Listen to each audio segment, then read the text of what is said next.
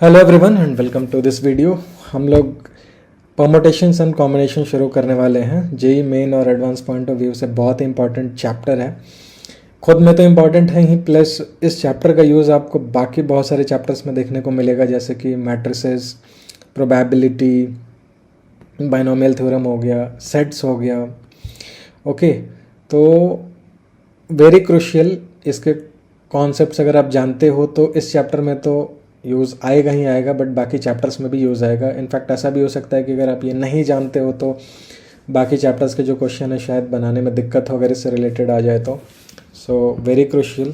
Okay, with that note हम लोग शुरू करते हैं। सबसे पहले हम लोग बात करेंगे फंडामेंटल प्रिंसिपल ऑफ काउंटिंग की। ओके, यहाँ पे एक चीज़ मैं बता दूँ कि permutation and combination is not about remembering formula and all those things कि ये क्या फॉर्मूला लगेगा यहाँ पे, क्या मेथड लगेगा वगैरह वगैरह। ये जो फंडामेंटल प्रिंसिपल ऑफ काउंटिंग है ना, कि आप एडिशन प्रिंसिपल कैसे लगाते हो, मल्टीप्लिकेशन प्रिंसिपल कैसे लगाते हो, ये बहुत ज़्यादा इंपॉर्टेंट है। ऐसा लगता है बहुत बेसिक सी चीज़ है, ये तो हमें वैसे समझ में आता है, कॉमन सेंस वाली चीज़ें हैं। तो परमुटेशन कॉम्बिनेशन कॉमन सेंस वाली ही चीज़ें हैं। आप कितना भी फॉर्मूला याद कर लो, क्वेश्चन घुमा फिरा के वैसा ही आएगा कि जब तक आप सोचोगे नहीं, उसको क्वेश्चन को ब्रेक डाउन नहीं करोगे छोटे छोटे सिंपल पार्ट्स में जो कि आप काउंट कर पाओ, तो फिर इट इज़ लाइकली कि आप वो क्वेश्चन ना लगा पाओ, अगर नहीं ऐसा सोच पाते हो तो। क्योंकि ऐसा नहीं होने वाला है कि आपको डायरेक्टली फार्मूला बेस्ड क्वेश्चंस मिल जाएंगे जेई मेन में, एडवांस में। एडवांस में तो बिल्कुल नहीं मिलेंगे, मेंस में भी बहुत रेयर चांसेस है कि डायरेक्टली फार्मूला पे आपको क्वेश्चन मिल जाए। तो डीप अंडरस्टैंडिंग होना बहुत ज़रूरी है, और हम काउंटिंग कैसे करते हैं, केसेस को कैसे तोड़ते हैं, ये सारी चीज़ें ज़्यादा इंपॉर्टेंट है एज़ कम्पेयर टू कि आप अलग अलग तरह के सिचुएशन में अलग अलग तरह के फार्मूला याद करो कि अच्छा इस तरह के परमुटेशंस होते हैं तो ऐसा फार्मूला लगता है, दूसरे टाइप के होते हैं तो ऐसा फार्मूला लगता है। वो सारे डिस्कस किए जाएंगे ऑब्वियसली। बाकी जो ट्रिक्स होते हैं, टिप्स वगैरह हैं, वो सारी चीज़ें भी डिस्कस की जाएंगी जिससे आपका क्वेश्चन जल्दी सॉल्व हो जाएगा। बट इनिशियली आपको क्वेश्चन वैसा देखने को नहीं मिलेगा। क्वेश्चन ब्रेकडाउन हो जाएगा उन 2-3 पार्ट्स में, बट वो ब्रेकडाउन करने के लिए आपको फंडामेंटल चीज़ों का आइडिया होना बहुत ज़रूरी है कि काउंटिंग होती कैसे, केसेस कैसे बनते हैं वगैरह वगैरह। ठीक है, तो स्ट्रेस इस बात पे देना है कि हम किस तरह से काउंटिंग करते हैं, ना कि इस बात पे कि एक पर्टिकुलर टाइप का क्वेश्चन है तो उसको सॉल्व करने के लिए ये फार्मूला है एंड ऑल। वो सारी चीज़ों पे ज़्यादा ध्यान नहीं देना। फार्मूला तो बहुत सिंपल से, नहीं याद करोगे तो भी चलेगा, और क्वेश्चन लगाते लगाते वो आपको याद हो भी जाएगा। इनफैक्ट उसके पीछे भी लॉजिक है, तो आप नहीं याद करोगे तो भी बहुत सारा कॉमन सेंस वाला लॉजिक लगा के फॉर्मूले वगैरह बना सकते हो। So that's not an issue, but the point is, कुल मिला के मैं ये कहना चाह रहा हूँ कि जो बेसिक काउंटिंग के तरीके हैं उन पे ध्यान दीजिए, बाकी सब अपने आप हो जाएगा इस चैप्टर में। Okay, so we will start with addition principle. Addition principle क्या बोलता है? If an operation can be performed in m different ways and another operation non-overlapping can be performed in n different ways, then total number of ways in which either of the two operations can be performed is m plus n। एक operation है या event है या process है जिसको आप m तरीके से कर सकते हो। ओके, या फिर आपको कुछ चीज़ों में से सिलेक्शन करना है, आप वो m तरीके से कर सकते हो, कि चूज़ करना है m तरीके से कर सकते हो। फिर एक दूसरा ऑपरेशन है या प्रोसेस है जिसको आप n डिफरेंट वेज में परफॉर्म कर सकते हो। और यहाँ पे एक वर्ड लिखा हुआ नॉन ओवरलैपिंग। नॉन ओवरलैपिंग का मतलब हो गया कि जो तरीके पहले ऑपरेशन में इन्वॉल्व हैं उनमें से कोई तरीका दूसरे ऑपरेशन में इन्वॉल्व नहीं होना चाहिए। मतलब सेम टू सेम कोई चीज़ दोनों में कॉमन नहीं होनी चाहिए, तब हम उसको नॉन ओवरलैपिंग बोलेंगे। नॉन ओवरलैपिंग मतलब क्या? जो दो चीज़ें आपस में ओवरलैप ना करें, उनमें कोई कॉमन पार्ट ना हो, उसको हम बोलते हैं। ठीक है, तो अगर पहले ऑपरेशन m डिफरेंट वेज में हो सकते हैं, दूसरा n डिफरेंट वेज में, तो फिर जो टोटल नंबर ऑफ वेज हैं जिसमें कि हम either of the two operations perform कर सकते हैं वो होगा m प्लस n। ओके, तो दोनों को जोड़ देना है सिंपली, और कुछ नहीं करना। अब एडिशन प्रिंसिपल और एक प्रिंसिपल और है इसमें, मल्टीप्लिकेशन प्रिंसिपल। तो जनरली क्या होता है कि एडिशन प्रिंसिपल में आप ऐड करते हो, मल्टीप्लिकेशन प्रिंसिपल में आप मल्टीप्लाई करते हो। तो बहुत सारे बच्चे इस चीज़ में कन्फ्यूज़ होते हैं कि यहाँ पे ऐड करना है या मल्टीप्लाई करना है। वेज तो निकाल लिया उन्होंने अलग अलग ऑपरेशन का, अलग अलग प्रोसेस का या इवेंट का, कि पहले वाला इवेंट m तरीके से हो सकता है, दूसरा वाला इवेंट n तरीके से हो सकता है। अब इसको मैं मल्टीप्लाई करूँ या ऐड करूँ, तो बहुत बच्चों का कन्फ्यूजन होता है। एडिशन प्रिंसिपल में क्या होगा कि आपको और वाला फील आएगा, और मतलब इंग्लिश वाला ओ आर। ठीक है, या तो ये या तो ये।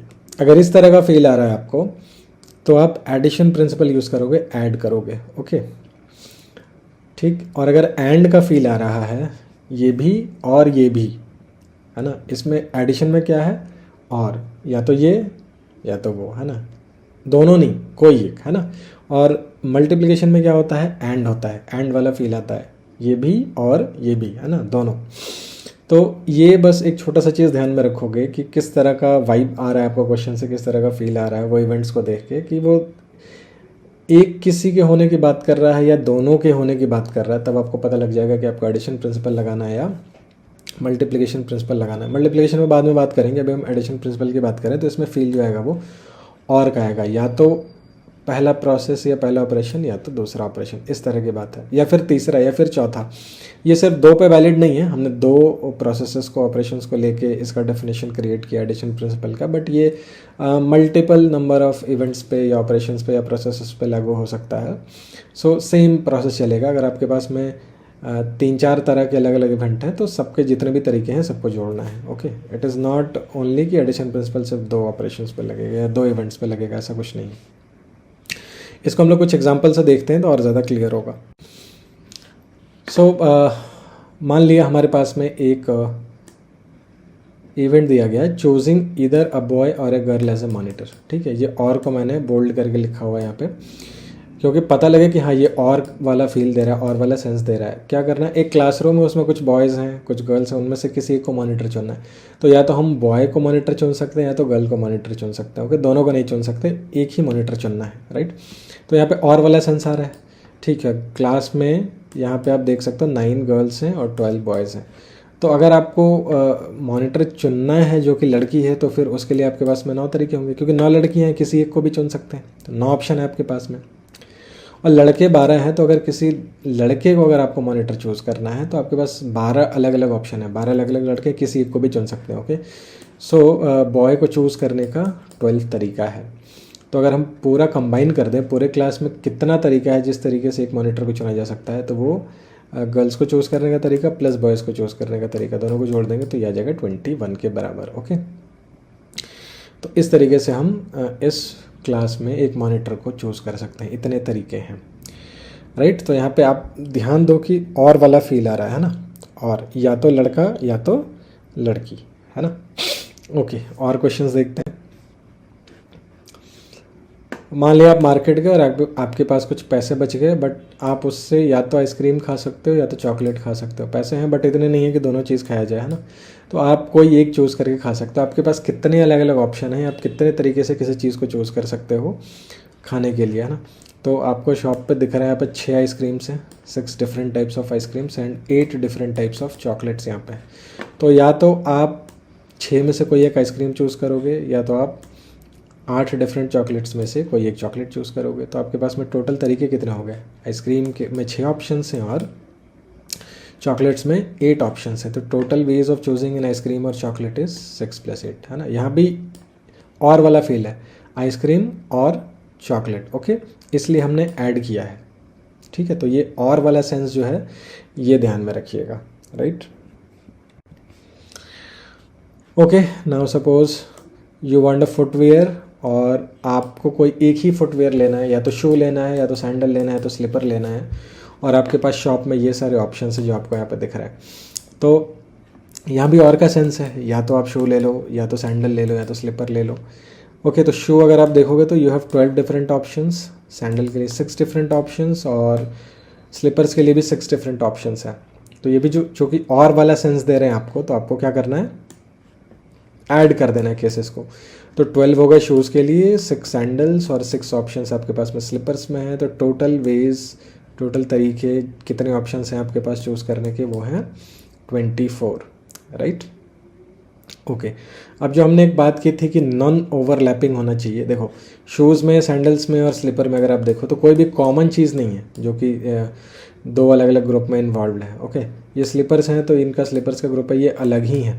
ऐसा नहीं कि कोई स्लीपर सैंडल में भी आ रहा है या कोई शू सैंडल में आ रहा है, ऐसा कुछ नहीं है ना। इसको नॉन ओवरलैपिंग बोलते हैं। ओवरलैपिंग किसको बोलते हैं वो अभी हम देखते हैं। ठीक है, मान लिया कि ये जो, अच्छा चलो, ये जो ऊपर लाइन लिखा है अभी इसको थोड़ी देर के लिए इग्नोर करो, है ना। पहले हम एक केस लेते हैं और समझते हैं चीज़ क्या है ना। मान लिया कि हमको किसी स्टूडेंट को स्कूल हेड चूज़ करना है, और स्कूल हेड चूज़ करने का जो एक कंडीशन है वो ये है कि या तो इस स्टूडेंट को इंग्लिश में मोर देन 80 मार्क्स होना चाहिए या तो मैथ्स में मोर देन 80 मार्क्स होना चाहिए। ओके, तो ऐसे स्टूडेंट्स जिनका या तो इंग्लिश में मोर देन 80 मार्क्स है या तो मैथ्स में मोर देन 80 मार्क्स है, वो ये निकल के आते हैं। इसमें 4 लड़कियां हैं और 5 लड़के हैं, ठीक है। अच्छा, अब देखा गया कि स्टूडेंट्स जिनके मैथ्स में 80 मार्क्स से ज़्यादा हैं उनमें 2 लड़कियां हैं ये, और ये 3 लड़के हैं, ठीक है। ये कलर्ड इसलिए बना रखा है ताकि आइडेंटिफिकेशन में आसानी हो कि हम किस पर्टिकुलर लड़के या किस पर्टिकुलर लड़की की बात कर रहे हैं, ठीक है। फिर हम उन स्टूडेंट्स की बात करते हैं जिनके इंग्लिश में 80 मार्क्स से ज़्यादा आए हुए हैं। तो इसमें देखो 4 लड़कियां हैं और 4 लड़के हैं। अब क्या हम कितने तरीके से स्कूल हेड को चुन सकते हैं इन स्टूडेंट्स में से? हम यहाँ पे मेरे पास में 5 ऑप्शन दिख रहा है, ये 5 एलिजिबल है, नीचे ये कितने 8 है, ये 8 के 8 एलिजिबल है। तो मैं क्या दोनों को जोड़ दूँ तो आएगा 13। ये गलत हो गया है ना, ऐसे भी दिख रहा है गलत है। क्यों? देखो टोटल स्टूडेंट्स गिनो, 1 2 3 4 5 6 7 8 9, टोटल 9 स्टूडेंट्स हैं। तो अगर हम ओवरऑल भी देखें तो 9 ऑप्शन मैक्सिमम हो सकता है, उससे ज़्यादा ऑप्शन तो हो नहीं सकता है। बट यहाँ पे 5 और 8 को जोड़ के आ गया है 13, है ना। तो 13 तो वैसे ही गलत आंसर है। तो फिर गलती हुई कहाँ? गलती यहाँ हुई कि ओवरलैपिंग केसेस मिल गया हमें, है ना। ओवरलैप हो गया, जो एक प्रोसेस में मेरे को ऑप्शंस अवेलेबल थे, चूज़ करने के ऑप्शंस या तरीके अवेलेबल थे, वही दूसरे में भी अवेलेबल हैं। और जब दोनों में सेम चीज़ अवेलेबल हो तो वो ओवर काउंट हो जाती है। जैसे कि यहाँ पे ये जो दोनों लड़कियाँ हैं इनको मैथ्स में 80+ आया है, तो ये मैथ्स की वजह से एलिजिबल हो गई हैं। बट इन्हीं दोनों लड़कियों को इंग्लिश में भी ग्रेटर देन 80 मार्क्स आया हुआ है, तो यहाँ भी इनकी काउंटिंग दोबारा हो रही है। तो ये हुआ ओवरलैप कि पहले प्रोसेस में भी और दूसरे प्रोसेस में भी आप दोनों जगह प्रेजेंट है ना, या दोनों जगह काउंटिंग हो रही है। तो ये ओवरलैप हो गया, ओवरलैप काउंटिंग हो रही है ना। उसी तरह से ये वाला बॉय और ये वाला बॉय, ये जो एक मरून में है और ये जो एक नेवी ब्लू में है, ये मरून में और ये नेवी ब्लू में, ये भी ओवरलैप कर रहे हैं। ओके, तो ये भी ओवरलैपिंग हो रही है। तो ऐसा नहीं होना चाहिए कि जब आप एक प्रोसेस या एक इवेंट देख रहे हो और एक दूसरा इवेंट देख रहे हो और जब काउंट कर रहे हो नंबर ऑफ़ तरीके, तो जो पहले वाले इवेंट में तरीके हैं वही सेम तरीके दूसरे वाले इवेंट में भी हैं। तो वैसा होने से, सेम चॉइसेस होने से दोनों में, फिर ये एडिशन प्रिंसिपल डायरेक्टली आप लगा नहीं पाओगे, गलत हो जाएगा। एडिशन रूल लगाने के लिए हमको इंश्योर करना पड़ता है कि जो वेज है वो म्यूचुअली एक्सक्लूसिव है। म्यूचुअली एक्सक्लूसिव होने का मतलब है कि बिल्कुल अलग अलग होना, कॉमन ना होना। ओके, म्यूचुअली एक्सक्लूसिव का जो फॉर्मल डेफिनेशन है या मैथमेटिकल इक्वेशन है जिससे कि आपको पता लगेगा कि कोई इवेंट्स म्यूचुअली एक्सक्लूसिव है या नहीं है, वो सब हम प्रोबेबिलिटी वाले चैप्टर में पढ़ेंगे। यहाँ हमें जितना ज़रूरत है म्यूचुअली एक्सक्लूसिव का, वो सिर्फ इतना समझने के लिए है कि आप जो भी वेज काउंट कर रहे हो वो इवेंट 1 में और इवेंट 2 में, मान लो 2 इवेंट्स है, तो इन दोनों में वो सेम चीज़ नहीं होनी चाहिए। अगर दोनों में वो सेम चीज़ है तो वो 2 बार काउंट हो जाएगी, पहले इवेंट में भी काउंट हो जाएगी, दूसरे इवेंट में भी काउंट हो जाएगी। तो डबल काउंट करेंगे तो नंबर ऑफ वेज तो गलत आएगा ना, जितना रिक्वायर्ड है या होना चाहिए उससे ज़्यादा आएगा, तो उसको हमको माइनस करना पड़ेगा। तो अगर म्यूचुअली एक्सक्लूसिव केसेस नहीं है तो हमको ओवरलैपिंग वेज को सब्ट्रैक्ट करना पड़ेगा। यहाँ ओवरलैपिंग क्या है? 2 लड़कियाँ और 2 लड़के, जो कि मैथ्स में भी 80 से ज़्यादा है, उनके इंग्लिश में भी 80 से ज़्यादा। तो ये जो 4 केसेज हैं वो ओवरलैपिंग है। तो ये 4 जो है कि 2 बार काउंट हो गया, एक बार मैथ्स में भी काउंट हो गया, एक बार इंग्लिश में भी काउंट हो गया। तो एक बार तो हटाना पड़ेगा ना जो डबल काउंट हुआ है। तो ये जो टोटल 13 आया है इसमें से आपको 4 माइनस करना पड़ेगा, तो एक्चुअल आंसर आएगा इसका 9, which is the correct answer, है ना। तो ध्यान रखेंगे एडिशन रूल में जो नंबर ऑफ़ वेज हैं वो अलग अलग इवेंट्स में सेम नहीं होना चाहिए, कॉमन नहीं होना चाहिए। अगर कॉमन है तो उसको जितना पार्ट कॉमन है एक बार सब्ट्रैक्ट करिए, वो रिपीटेड बार काउंट नहीं होना चाहिए। अगर वो रिपीटेड टाइम्स काउंट हो रहा है तो फिर वही बात होगी, आपका एडिशन रूल काम नहीं करेगा, गलत हो जाएगा। तो इस चीज़ का ध्यान रखेंगे, राइट। अब हम आ जाते हैं मल्टीप्लिकेशन प्रिंसिपल पे। ओके, आई थिंक ये ज़्यादा इंपॉर्टेंट है, इनफैक्ट ज़्यादा क्या, दोनों ही बराबर इंपॉर्टेंस रखते हैं, है ना।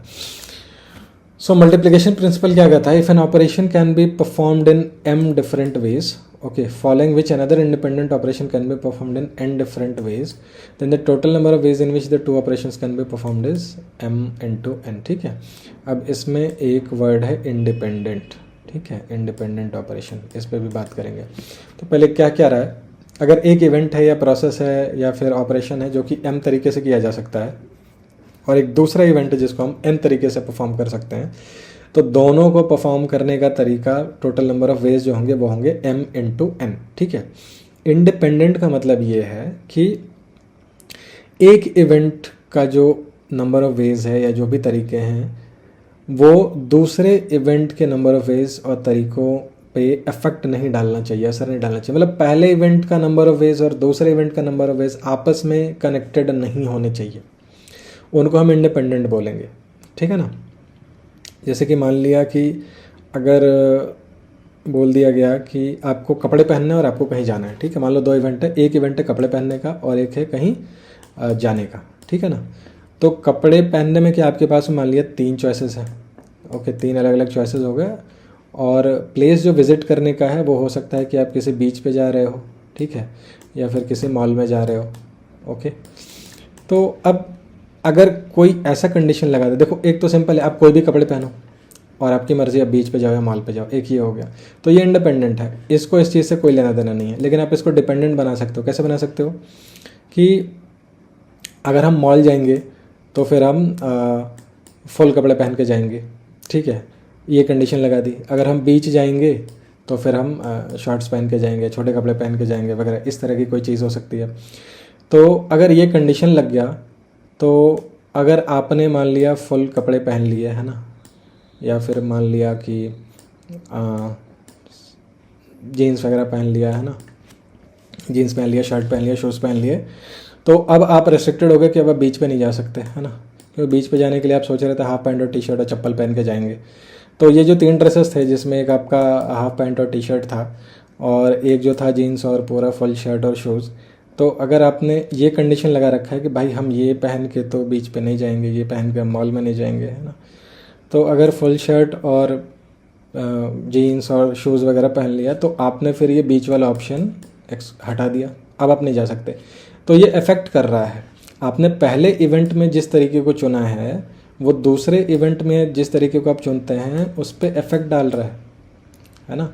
तो ये इंडिपेंडेंट अब नहीं रहा, okay, this is not independent now, क्यों पहले इवेंट में चॉइसेस दूसरे इवेंट के चॉइसेस को अफेक्ट कर रहे हैं, दिस इज़ नॉट इंडिपेंडेंट, ठीक है। ये डिपेंडेंट हो गया।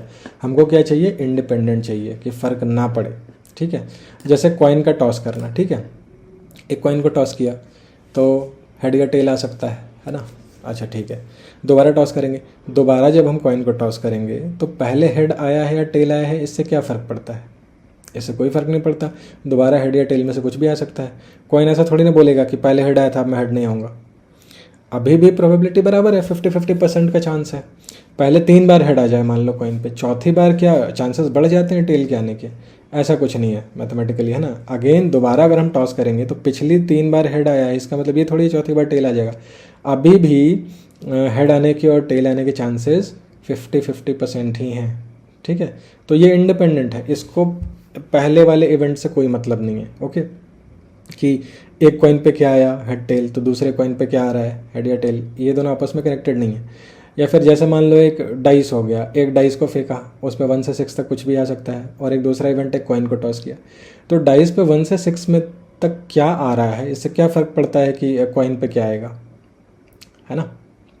तो ये भी इंडिपेंडेंट है, डाइस पे 1 आ रहा है, 2 आ रहा है, 3 आ रहा है, उससे कोई मतलब नहीं है कॉइन को, उस पर हेड या टेल इंडिपेंडेंटली कुछ भी आ सकता है ना। तो ये कनेक्टेड नहीं है, ये इंडिपेंडेंट है, इनमें कोई डिपेंडेंसी नहीं है।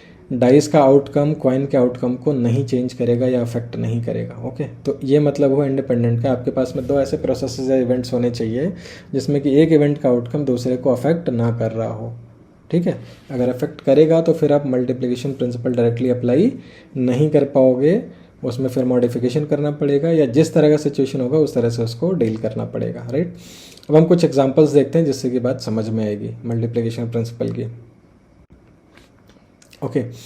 तो मान लिया एक आपके पास में प्रोसेस है, वो क्या है कि आपको लंदन ट्रैवल करना है using roadways and railways and Airways, ठीक है। मान लिया आप घर से निकलते हो, घर से निकल के कोई कार या ऑटो, ये जो 4 ऑप्शंस आपको दिख रहे हैं इसमें से कोई पकड़ते हो, फिर आप रेलवे स्टेशन जाते हो। रेलवे स्टेशन पे आप ये वाली या ये वाली ट्रेन पकड़ते हो और फिर आप एयरपोर्ट जाते हो, और एयरपोर्ट पे जाके आप ये वाली या ये वाली फ़्लाइट में से कोई एक चूज़ करते हो। ठीक है, तो आपके पास में ऑप्शन है पहले कि कोई व्हीकल चूज़ करने का, जो कि 4 तरीके हैं, फिर है कोई ट्रेन चूज़ करने का, और फिर है आपको फ़्लाइट चूज़ करने का ऑप्शन। तो ये 3 अलग अलग प्रोसेस हो गए। तो हमें ये बताना है कि हम जो ट्रैवल करेंगे वो कितने तरीके से, ये जो ट्रांसपोर्ट का कॉम्बिनेशन है, कितने अलग अलग तरीके के कॉम्बिनेशंस हो सकते हैं जिससे हम ट्रैवल कर सकते हैं। ठीक है, तो व्हीकल आपके पास में 4 अलग अलग तरीके हैं चूज़ करने के, ट्रेन आपके पास में 2 ऑप्शंस हैं, और फिर प्लेन 2 अलग अलग फ़्लाइट्स हैं जिसमें से कि आप चूज़ कर सकते हैं। तो 2 अलग अलग तरीके हो गए चूज़ करने के। अब इसमें देखो एंड वाला सेंस है ना, इसमें और वाला सेंस नहीं, एंड वाला सेंस है। क्यों? आपको इन चारों में से एक व्हीकल लेना ही है, उसके बाद आपको फिर ये ट्रेन लेना ही है, और फिर उसके बाद आपको ये फ़्लाइट लेना ही है। So one of the vehicle and train and flight, है ना। तो जब ये तीनों आप लोगे तभी आप ट्रैवल कर पाओगे जहाँ पे जाना आपको। इस केस में आपको लंदन जाना है तो ये कर पाओगे, है ना। ऐसा नहीं हो सकता कि, ऐसा नहीं बोल सकते इसमें आपकी या तो हम टैक्सी से जाएंगे, या तो ट्रेन से जाएंगे, या तो फ्लाइट से जाएंगे। ऐसा नहीं है, आपका जो प्रोसेस है जाने का वो ऐसा ही है कि आपको टैक्सी से भी जाना पड़ेगा, प्लस एक ट्रेन से जाना पड़ेगा, प्लस एक फ़्लाइट से जाना पड़ेगा। ठीक है, तो इसमें एंड का सेंस है, vehicle and train and flight, तब ये पूरा प्रोसेस कंप्लीट होगा, है ना। ये 3 अलग अलग प्रोसेसेस जो हैं मिलके ये पूरे आपके ट्रैवल को कंप्लीट करेंगे। ठीक है, तो यहाँ पे जो एंड का सेंस आ रहा है इस वजह से हम लगा रहे हैं इसमें मल्टीप्लिकेशन रूल, क्योंकि ये सबको होना ही होना है। एडिशन रूल में क्या था कि या तो आइसक्रीम खाइए या तो चॉकलेट खाइए, है ना। उसमें ऐसा नहीं था कि आइसक्रीम भी खाना है और चॉकलेट भी खाना है, वैसा नहीं था, है ना। बात समझ में आ रही है? तो जहाँ एंड का सेंस है वहाँ पे लगेगा आपका मल्टीप्लिकेशन रूल। तो यहाँ पे व्हीकल्स में से आपके पास 4 तरीके से चूज़ करने के, ट्रेन्स में 2 और फ्लाइट में 2, तो ये हो गया 4 × 2 × 2 दैट इज़ 16। तो टोटल 16 तरह के आपके ट्रांसपोर्ट के कॉम्बिनेशंस बन सकते हैं जिससे कि आप लंदन ट्रैवल कर सकते हैं, राइट। एक और देख लेते हैं एग्जाम्पल। मान लिया आपको ब्रेकफास्ट करना है और लंच करना है, ठीक है, हिंदी वाला और, है ना, एंड लंच करना है, इंग्लिश में बोले तो हैविंग ब्रेकफास्ट एंड लंच। तो ब्रेकफास्ट के लिए मान लिया आपके पास में 2 ऑप्शन है कि ये फ्रूट्स हैं, और उसके बाद आपके पास एक ये चाय और ब्रेड का ऑप्शन है। फिर खाने में आपके पास में थाली का ऑप्शन है, पिज़्ज़ा का ऑप्शन है, दोनों में से कोई आप एक ले सकते हो, है ना। तो यहाँ पे एंड है, ब्रेकफास्ट भी करना है एंड लंच भी करना है। तो ब्रेकफास्ट में आपके पास में 2 ऑप्शन हो गए और लंच के लिए भी आपके पास 2 ऑप्शन हो गए। तो टोटल नंबर ऑफ वेज जो कि आप फूड कॉम्बिनेशन चूज़ कर सकते हो ब्रेकफास्ट एंड लंच के लिए वो है 2 ऑप्शन ब्रेकफास्ट में मल्टीप्लाइड बाय 2 ऑप्शन लंच के लिए। तो ये हो गया टोटल 4, है ना। तो 4 नंबर ऑफ वेज में आप अपना फूड कॉम्बिनेशन चूज़ कर सकते हो ब्रेकफास्ट के लिए एंड लंच के लिए, राइट। ओके, अब जो हम बात कर रहे थे इंडिपेंडेंट की, है ना, वो भी देख लेते हैं वो क्या कह रहा है ना। तो वहाँ जाने के पहले समझते हैं कि ये क्या। मान लिया कि हमें इस प्लेस से ये दूसरे प्लेस जाना है और फिर इस दूसरे प्लेस से इस तीसरे प्लेस पे जाना है, और यहाँ पहले प्लेस से दूसरे प्लेस तक जाने के लिए हमारे पास में बस 1 है, ट्रेन 1 है और एयरवेज़ 1 है, ठीक है। मतलब बस का भी ऑप्शन है, ट्रेन का भी ऑप्शन है और एयरलाइन का भी ऑप्शन है। उसी तरह से प्लेस 2 से प्लेस 3 जाने के लिए आपके पास में बस 2 है, ट्रेन 2 है और एयरलाइन 2 है। मतलब यहाँ भी आपके पास में बस, ट्रेन और एयरवेज तीनों का ऑप्शन अवेलेबल है।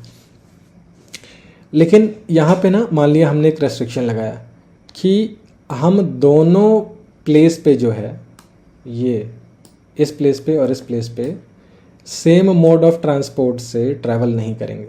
मतलब अगर हमने पहले प्लेस पे बस से ट्रैवल किया है तो अगले प्लेस पे हम बस से नहीं जाएंगे, ठीक है। या अगर हम पहले प्लेस पे ट्रेन से आए हैं तो दूसरे प्लेस पे हम ट्रेन से नहीं जाएंगे, बस या एयरवेज का सहारा लेंगे, ठीक है। तो अगर ऐसा कंडीशन लगे और हम बोलें कि भाई देखो यहाँ तो 3 ऑप्शन है जाने का, यहाँ भी 3 ऑप्शन है, तो यहाँ भी जाना है और यहाँ भी जाना है, तो एंड वाला सेंस बन रहा है तो मल्टीप्लाई कर लेते हैं, तो 9, है ना। तो अब ये इंडिपेंडेंट तो रहे नहीं, इंडिपेंडेंट नहीं रहे तो आप ये नहीं लगा सकते।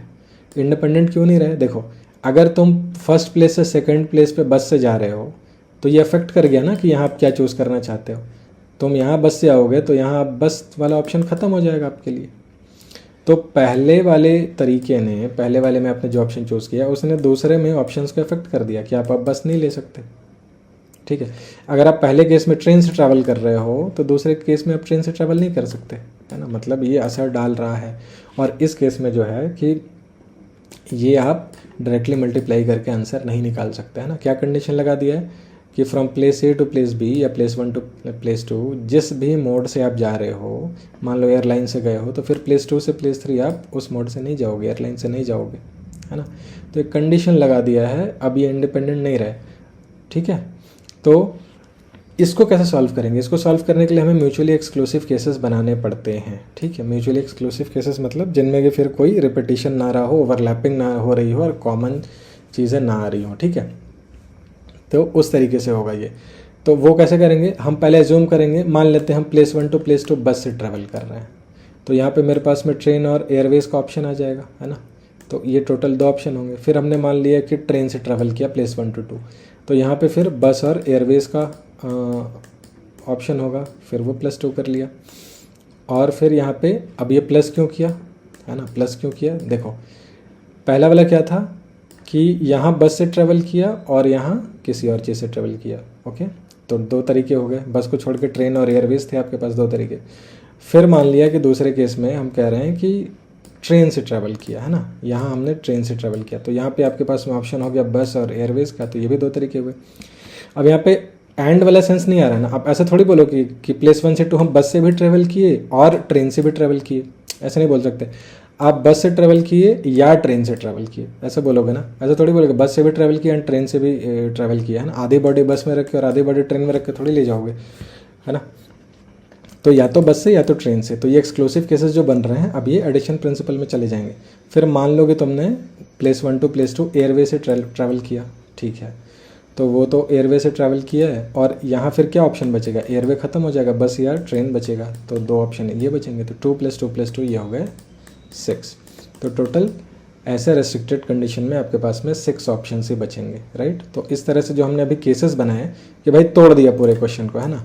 हम मान लेते हैं, चलो पहले में हम बस से गए, एक केस। दूसरा, पहले वाले डेस्टिनेशन पे हम ट्रेन से गए, ये दूसरा केस हो गया। फिर तीसरा केस हो गया, पहले वाले डेस्टिनेशन पे हम एयरवेज से गए। उस हिसाब से फिर हमने अपना ऑप्शन चूज़ करना शुरू किया ये दूसरे प्लेस पे जाने के लिए, है ना। तो मल्टीप्लिकेशन रूल लगाने के पहले हमें ये इंश्योर करना होगा कि जो केसेस हैं या नंबर ऑफ़ तरीके हैं वो इंडिपेंडेंट हैं, आपस में एक दूसरे को अफेक्ट नहीं कर रहे हैं। और अगर कर रहे हैं फिर भी आपको इसका सोल्यूशन चाहिए तो फिर आपको म्यूचुअली एक्सक्लूसिव केसेस बनाने पड़ेंगे, अलग अलग कंडीशन बनाना पड़ेगा, केस बनाना पड़ेगा, तब जाके आप इसका सोल्यूशन निकाल पाओगे। I hope this is clear. Okay, अब आगे बढ़ते हैं। अच्छा, मल्टीप्लिकेशन रूल में ना एक और चीज़ है कि अगर कोई 2 प्रोसेस है और उसमें मान लिया कि ऑर्डरिंग पॉसिबल है। ऑर्डरिंग का मतलब हुआ कि देखो ए बी और बी ए, है ना, ये एक चीज़ भी हो सकती है, ये 2 चीज़ भी हो सकती है ना, डिपेंड करता है। जैसे कि 2 लोगों की टीम बनानी है, तो टीम बनानी है तो फिर ए बी बोलो या बी ए बोलो, एक ही बात है ना। टीम में 2 लोग हैं तो फिर कौन आगे है कौन पीछे, इससे क्या फ़र्क पड़ता है, टीम तो इन 2 लोगों की है। लेकिन एक चीज़ और हो सकता है कि आपको ये ए और बी को ये एक टेबल पे या अलमीरा पे शेल्फ है तो इन दोनों पे रखना है। तो एक तो हो सकता है कि ए को ऊपर रख दो और बी को नीचे रख दो, या हो सकता है कि बी को ऊपर रख दो और ए को नीचे रख दो। तो अब ये दोनों अलग अलग तरह के दिखेंगे। तो कई बार क्या होता है कि ऑर्डरिंग मैटर करता है और कई बार क्या होता है कि ऑर्डरिंग मैटर नहीं करता है, ठीक है। तो वो हम देखेंगे आगे कि कहाँ पे ऑर्डर मैटर करता है, कहाँ पे नहीं करता है ना।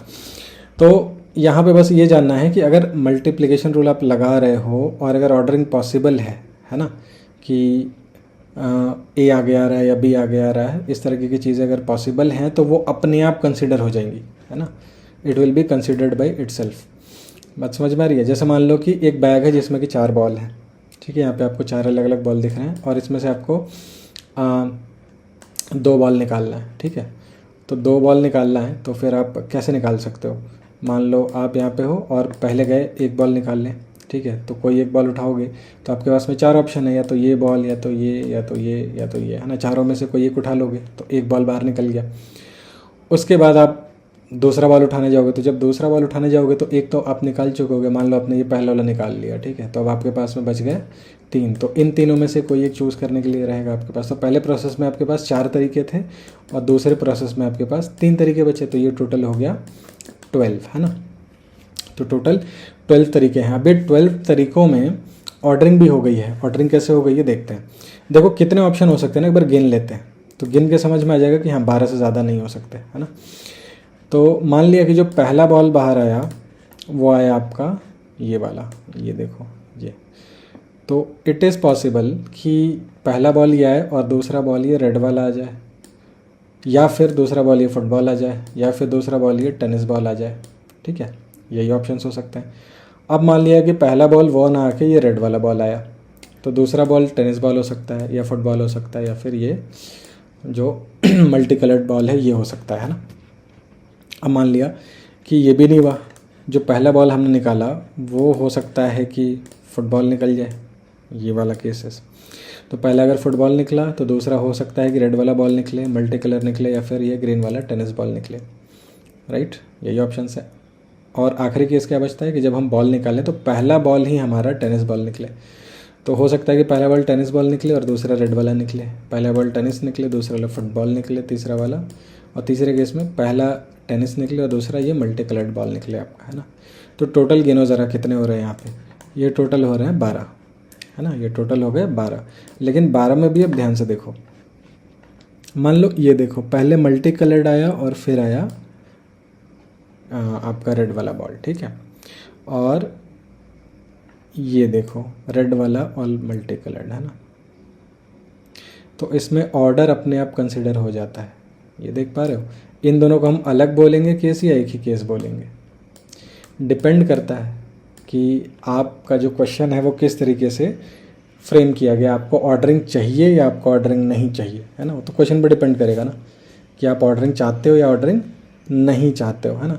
बस ये है कि मेरे को इसमें से 2 बॉल चाहिए, तो किसी को निकाल के 2 बॉल देना है, तो आप कितने तरीके से किसी को 2 बॉल दे सकते हो।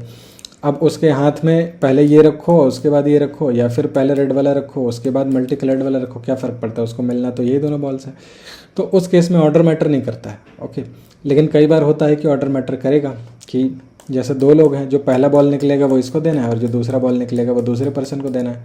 तो अब पहला बॉल मल्टी कलर्ड निकल रहा है या रेड निकल रहा है, इससे फ़र्क पड़ता है, राइट। क्योंकि जो पहला बॉल निकलेगा वो तो पहले पर्सन को देना है और जो दूसरा बॉल निकलेगा वो दूसरे पर्सन को देना है। तो इसमें ऑर्डर मैटर कर गया। इसमें ये डिसाइड होगा इससे कि पहले वाले को मल्टी कलर्ड मिल रहा है या पहले वाले को रेड कलर वाला बॉल मिल रहा है, ठीक है। तो डिपेंड करता है कि आपको ऑर्डरिंग चाहिए या नहीं चाहिए।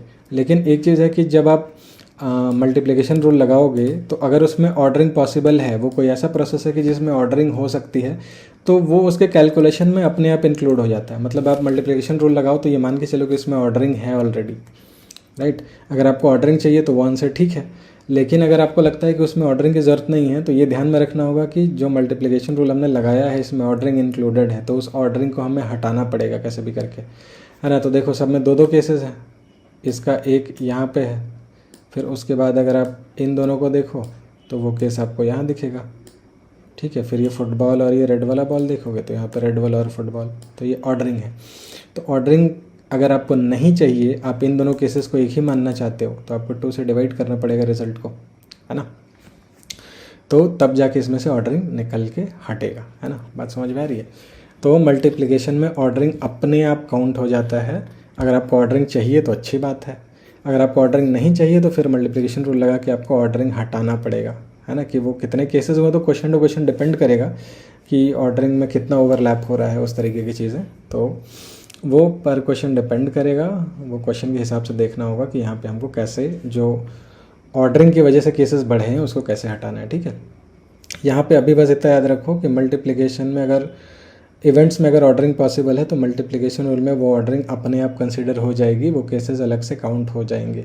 आपको रखना है कि नहीं रखना है उनको, ये डिसाइड होगा क्वेश्चन के हिसाब से, depends on the question, right. तो जब क्वेश्चंस देखेंगे तब हम इसकी बात करेंगे, ठीक है।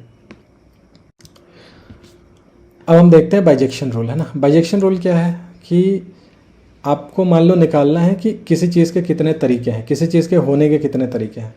आप वो मान लो नहीं निकाल पा रहे हो, ठीक है, वो इतना मुश्किल है कि नहीं निकल रहा है, आप ये निकाल सकते हो कि उस चीज़ के नहीं होने के कितने तरीके हैं, तो ये भी सही है। अगर आप ये निकाल पाओगे कि नहीं होने के कितने तरीके हैं, तो टोटल में से नहीं होने वाला माइनस कर दोगे तो होने वाला मिल जाएगा, ठीक है। इसी को हम बाइजेक्शन रूल बोलते हैं, ठीक है, कि number of ways in which something can happen, कोई चीज़ हो सकती है कितने तरीके से, वो निकालने का तरीका क्या है कि पहले तो टोटल तरीके निकाल लो, फिर माइनस कर दो number of ways in which something can not happen, नहीं हो सकता, है ना। मतलब ये कह रहे हैं टोटल वेज क्या होते हैं, होने के नंबर ऑफ वेज प्लस नहीं होने के नंबर वेज टोटल होते हैं। तो होने के नंबर ऑफ वेज निकालना है तो आप कह सकते हो टोटल वेज माइनस नहीं होने के नंबर ऑफ वेज, और अगर नहीं होने के नंबर ऑफ वेज निकालना है तो फिर टोटल माइनस होने के नंबर ऑफ वेज, ठीक है ना।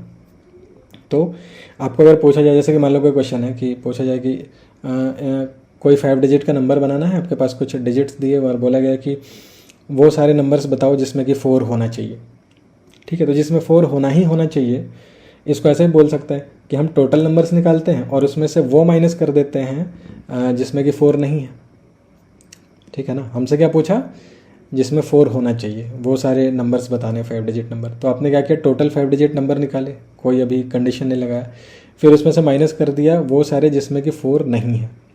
तो अगर टोटल में से वो माइनस कर दें जिसमें 4 नहीं है तो हमें क्या मिलेगा, वो जिसमें 4 है, ठीक है। यही है बाइजेक्शन रूल कि किसी चीज़ को सीधा ना करके उसका उल्टा चीज़ निकाल लेना और टोटल में से माइनस कर देना, है ना।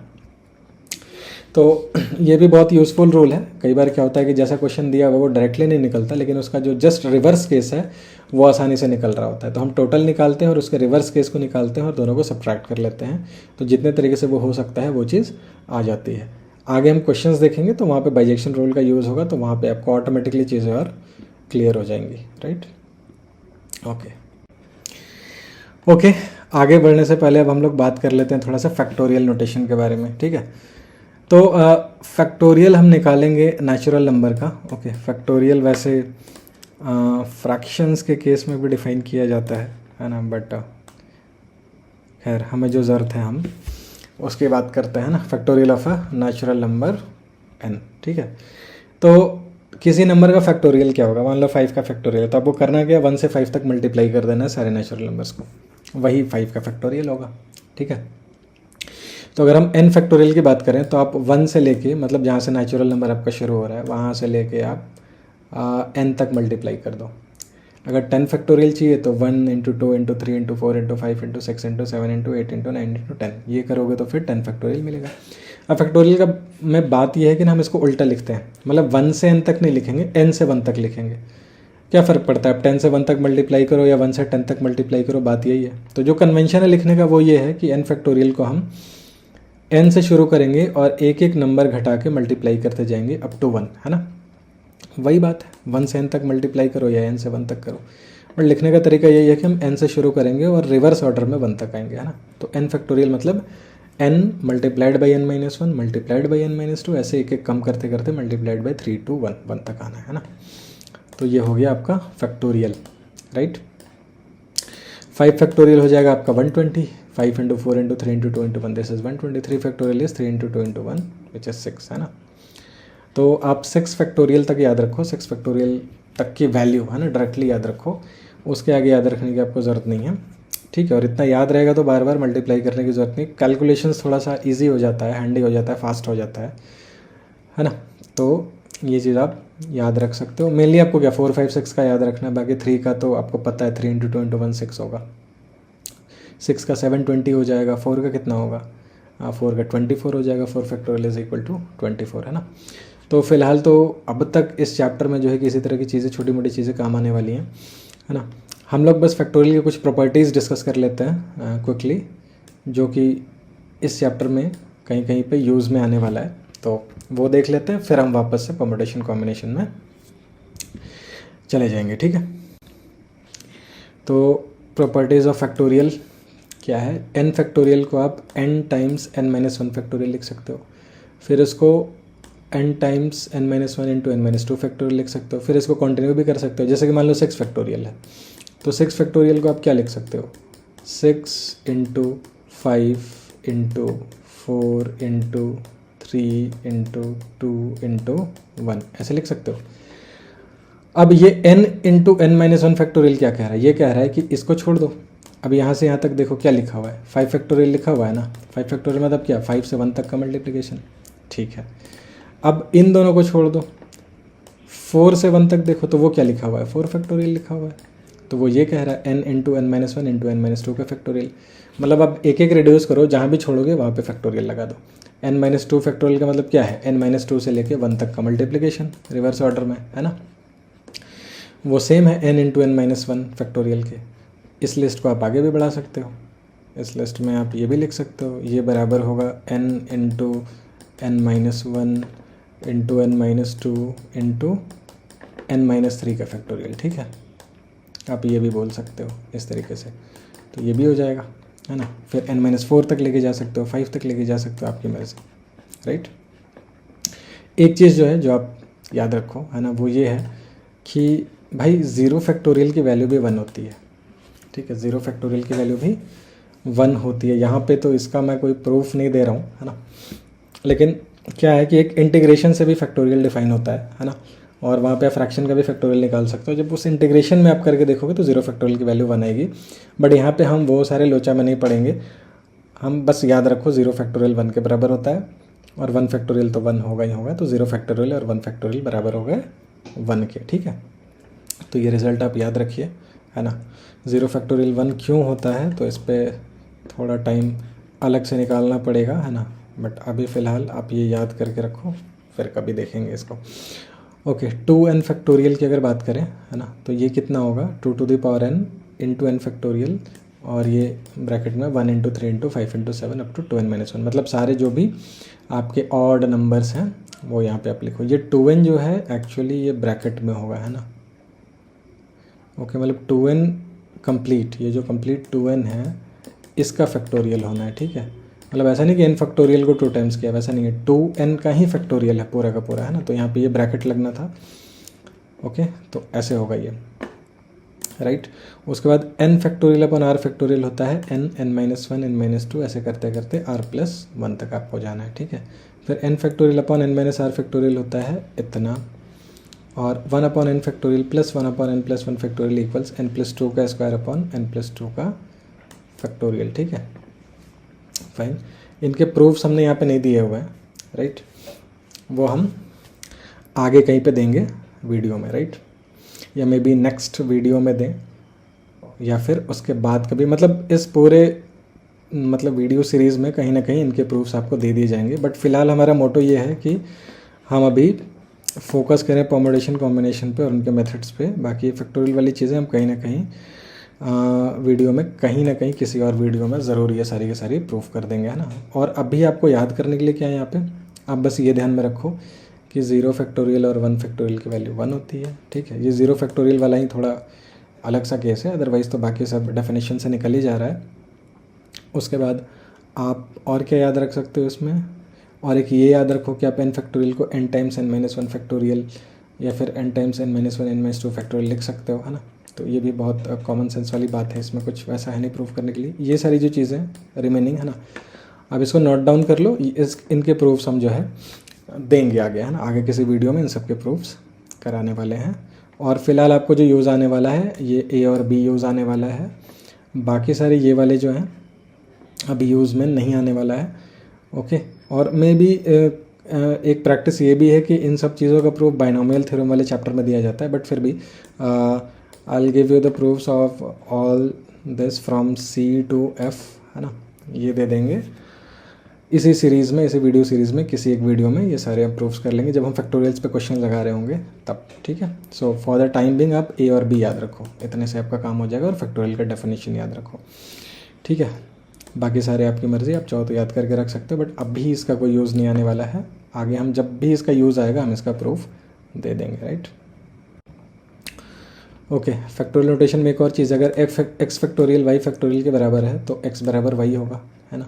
बस एक इसमें एक्सेप्शन आ जाता है, वो ये आ जाता है कि 0 फैक्टोरियल 1 होता है और 1 भी 1 फैक्टोरियल के बराबर होता है, ठीक है। तो मतलब 0 फैक्टोरियल 1 फैक्टोरियल के बराबर हो गया। तो बस एक ये वाला केस में ये अलग से आपको देखना पड़ेगा कि अगर x की वैल्यू 0 हो गई तो y 1 हो सकता है, अगर x 1 हो गया तो y 0 हो सकता है, मतलब x और y की वैल्यू अलग अलग भी हो सकती है, ये कहने का मतलब है।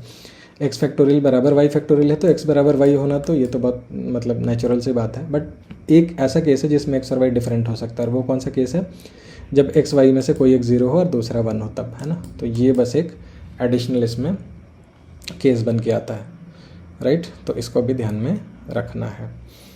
ओके, अब हम लोग कुछ क्वेश्चंस देख लेते हैं। अब तक जो हमने आपका मल्टीप्लिकेशन रूल और एडिशन रूल देखा है उसके बेस पे कुछ क्वेश्चंस कर लेते हैं, ठीक है।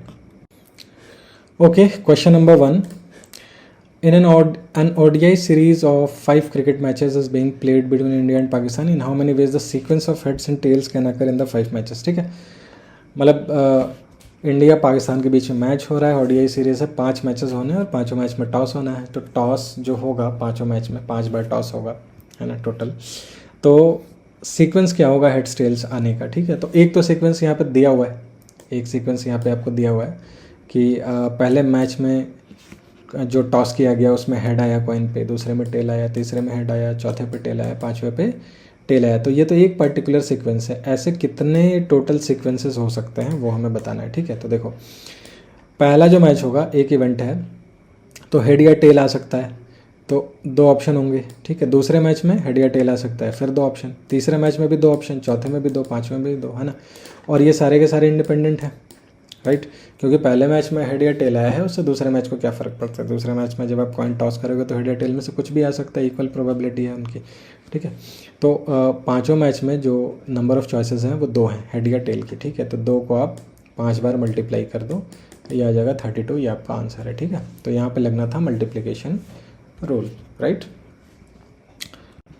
Okay, question number 2, there are 11 different books lying on the floor, 3 of them are to be kept on a table in a stack, in how many ways this can be done, ठीक है।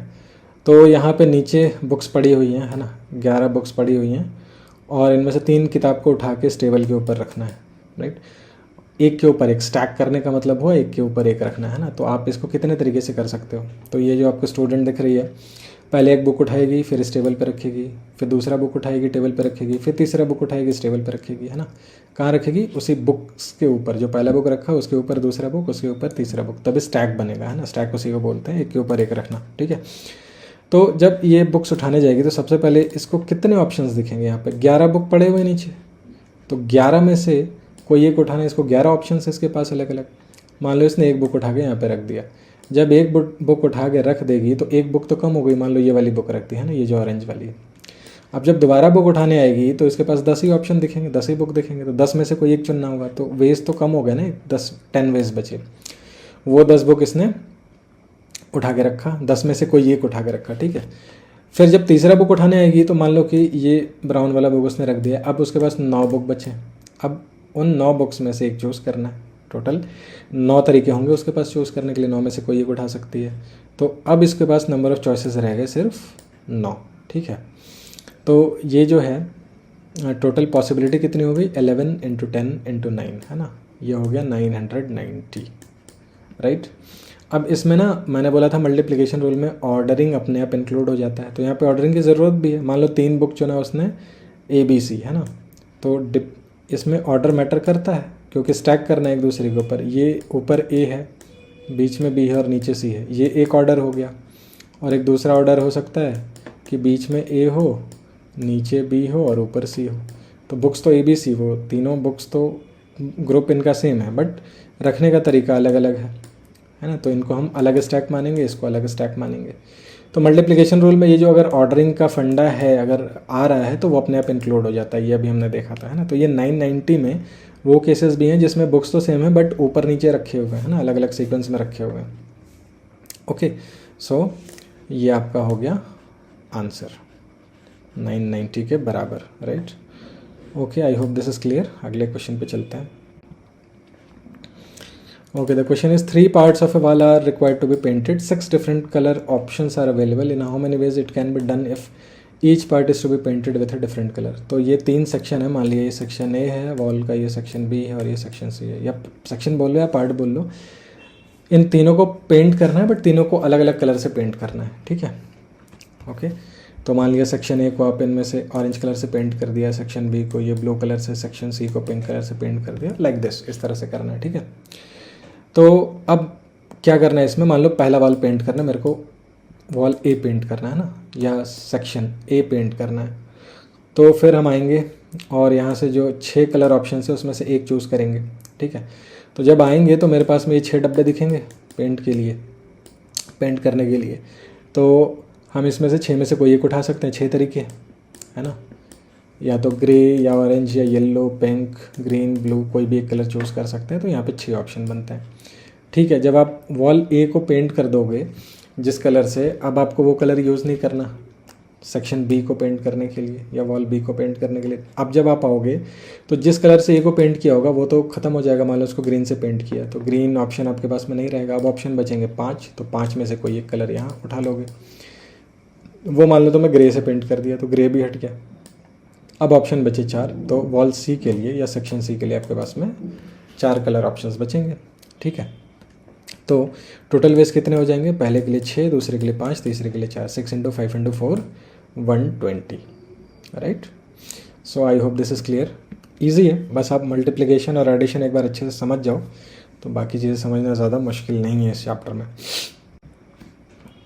Okay, question number 4, let 10 different colored clothes are given and a single flag using 3 of them is to be made, ठीक है। find the number of ways to do so, also find the total number of ways if at maximum 3 different clothes can be used, ठीक है। तो 10 different colored clothes हैं, ये आपके पास में 10 clothes हैं, ठीक है। इसको यूज़ करके आपको फ्लैग्स बनाने, ठीक है। तो पहला क्वेश्चन क्या कह रहा है कि सिंगल फ्लैग बनाना है 3 को यूज़ करके, मतलब इस तरीके से आप बना सकते हो। ये जो आप देख रहे हो ये एक फ्लैग है जिसमें कि यहाँ पे एक कलर का क्लॉथ आएगा, यहाँ पे एक कलर का क्लॉथ आएगा, यहाँ पे एक कलर का क्लॉथ आएगा। ये पहले क्वेश्चन के लिए हो गया है ना, बाकी अभी दोनों पार्ट को आप भूल जाइए, अभी हम फर्स्ट क्वेश्चन के लिए सिर्फ इस केस को देख रहे हैं, ठीक है। तो अब बस ऐसा समझो कि तुम्हें इसमें से एक क्लॉथ उठाना है और यहाँ पे ला के रखना है, ठीक है। एक क्लॉथ उठाना है और यहाँ ला के रखना है ना। तो इस तरह से हमारा फ्लैग बन जाएगा, इसको ला के रखा और स्टिच कर दिया, ठीक है। तो मान लो यहाँ पे ब्लू वाला ला के रखा, इसके नीचे ये वायलेट वाला रखा और इसके नीचे ये रेड वाला ला के रखा, तीनों को स्टिच कर दिया, एक फ्लैग बन गया, है ना, ठीक है। अच्छा, ठीक है। तो ऐसे कितने केसेस हो सकते हैं, जब आप पहले वाले प्लेस पे किसी एक क्लॉथ को ला रहे होगे, तो जब आप क्लॉथ चूज़ करने जाओगे तो आपके पास में 10 ऑप्शंस होंगे, ये 10 के 10 क्लॉथ्स अवेलेबल होंगे। तो पहला टॉप वाला पार्ट जो है वो 10 तरीके से आप भर सकते हो, है ना। मिडिल पार्ट जब आप भरने होगे तो मान लो आपने ये कलर चूज़ कर लिया था पहला वाला टॉप पार्ट के लिए, तो आपके पास में 9 ऑप्शन बचेंगे, उसमें मान लो आपने ये वायलेट वाला चूज़ कर लिया। अब जब बॉटम के लिए आप क्लॉथ लेने आओगे तो आप देखोगे यहाँ पे, अच्छा कितने ऑप्शन बचे हैं, 8 तरीके बचे हुए, 8 में से कोई एक कलर आप चूज़ कर सकते हो, ठीक है, क्लॉथ का। तो टोटल तरीके कितने हो गए, 10 × 9 × 8, वो हो गया 720 के बराबर, है ना। तो टोटल नंबर ऑफ वेज जिससे कि फ्लैग्स बनाए जा सकते हैं या अलग अलग फ्लैग्स बनाए जा सकते हैं वो होंगे 720 के बराबर, ठीक है। ओके, अब दूसरा क्वेश्चन क्या कह रहा है, दूसरा क्वेश्चन कह रहा है कि also find the number of ways if at maximum 3 different clothes can be used, ठीक है। अब ये कह रहा है कि एट मैक्सिमम अगर 3 डिफरेंट क्लॉथ यूज़ किए जा सके, तो एट मैक्स मतलब आप ज़्यादा से ज़्यादा 3 अलग रंग के कपड़े यूज़ कर सकते हो, है ना। आप एक कलर का भी यूज़ कर सकते हो, आप 2 कलर का भी यूज़ कर सकते हो और मैक्सिमम 3 कलर का यूज़ कर सकते हो, ठीक है। तो आपके पास ऑप्शन है इस क्वेश्चन में कि या तो एक कलर से फ्लैग बना लो, या 2 कलर से बना लो, या 3 कलर से बना लो, ठीक है। तो अब ये 3 ऑप्शन एक साथ, अब आप देखो दूसरे क्वेश्चन के लिए, आप सिंगल कलर से फ्लैग बनाओ, आप 2 कलर से फ्लैग बनाओ, या आप 3 कलर से फ्लैग बनाओ, आपकी मर्ज़ी। जब आप सिंगल कलर का फ्लैग बनाओगे तो आपके पास में कितने ऑप्शन हैं, सिर्फ इसी पार्ट को फिल करना है, यहाँ पे आपके पास में 10 ऑप्शन है। तो सिंगल कलर से फ्लैग बनाने का तरीका भी 10 ही होगा, है ना। या तो ब्लू से बनाया, या रेड से बनाया, या ग्रीन से बनाया, वायलेट से बनाया, एंड सो ऑन, है ना। तो 10 तरीके हो गए अगर सिंगल कलर यूज़ किया तो वो हो गया 10। अच्छा, दूसरा है कि 2 कलर कॉम्बिनेशन का आप बना सकते हो। तो 2 कलर कॉम्बिनेशन का बनाने के लिए आप पहले तो इन 10 में से एक चुनोगे, ठीक है। ये टॉप और बॉटम को भरने के लिए, तो टॉप भरने के लिए आपने 10 तरीके से चूज़ किया, है ना, क्योंकि 10 ऑप्शन थे। फिर एक ऑप्शन मान लो रेड वाला ख़त्म हो गया, आपने रेड वाला चूज़ किया होता, तो अब कितने बचे, 9। तो यहाँ पे आप 9 तरीके से चूज़ कर सकते हो। तो टोटल कितना हो गया ये 10 × 9, तो कितना आया 90। ओके, ये आ गया 90। तो यहाँ आया 10, यहाँ आया 90 वेज, 90 अलग तरह के फ्लैग्स बन सकते हैं। और ये 3 वाला तो हमने निकाल रखा है 720, तो इस केस में 720 आएगा। अब क्या है, अब जो टोटल नंबर ऑफ वेज पूछा है वो कैसे पूछा है, या तो आप सिंगल कलर यूज़ करो, या तो डबल, या तो ट्रिपल, या का वो आ रहा है और का फीलिंग आ रहा है, और का फीलिंग आ रहा है मतलब ये ऐड होगा, ठीक है, ये ऐड होगा। तो जब ऐड करोगे तीनों को तो ये हो जाएगा 820, ठीक है। तो सेकंड पार्ट में जो है आपके जो टोटल नंबर ऑफ वेज है फ्लैग बनाने के वो है 820, है ना। सिंगल कलर का भी हो सकता है, 2 कलर का भी हो सकता है और 3 कलर का भी हो सकता है, right. So this is 820। Okay, I hope this is clear. चलो एक क्वेश्चन और देख लेते हैं, ठीक है, उसके बाद से फिर हम लोग आगे की चीज़ें देखेंगे नेक्स्ट वीडियो में, राइट। वो क्वेश्चन नंबर 5, ओके। और सॉरी, ये लास्ट क्वेश्चन नहीं है, अभी 1-2 क्वेश्चन और बाकी है ना, तो अभी तो हम बीच में ही हैं, sorry for that. Okay, question number 5 देखते हैं। Find total number of 5 lettered words using the letters of the word sauce if repetition is allowed, repetition is not allowed, ठीक है। तो सॉस जो वर्ड है, इससे आपको इसके लेटर्स को यूज़ करके आपको 5 लेटर्ड वर्ड्स बनाने हैं, है ना। मतलब ये बॉक्स है, इसमें लेटर्स को फिल करना है। तो आपके पास में लेटर्स क्या हैं, SAUCE, ठीक है।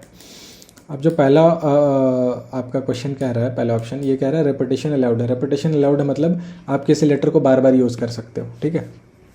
तो बार बार यूज़ कर सकते हैं, तो मैं हर जगह एक ही लेटर फिल कर सकता हूँ, किसी लेटर को 2 बार फिल कर सकता हूँ, 3 बार कर सकता हूँ, मेरी मर्ज़ी है, कोई भी चूज़ कर सकता हूँ, ठीक है।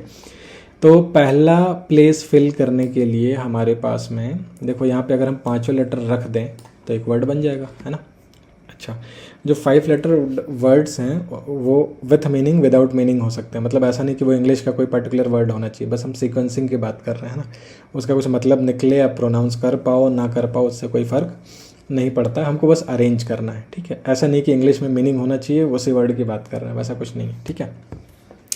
तो क्वेश्चन में ये लिख देता विथ और विदाउट मीनिंग, तो शायद ज़्यादा अच्छा रहता है ना समझने में, बट फिर भी आप समझ रहे होगे, आई नो, है ना, कि अब इससे कितने ही सारे वर्ड्स बन सकते हैं जिनका मीनिंग निकलेगा, है ना।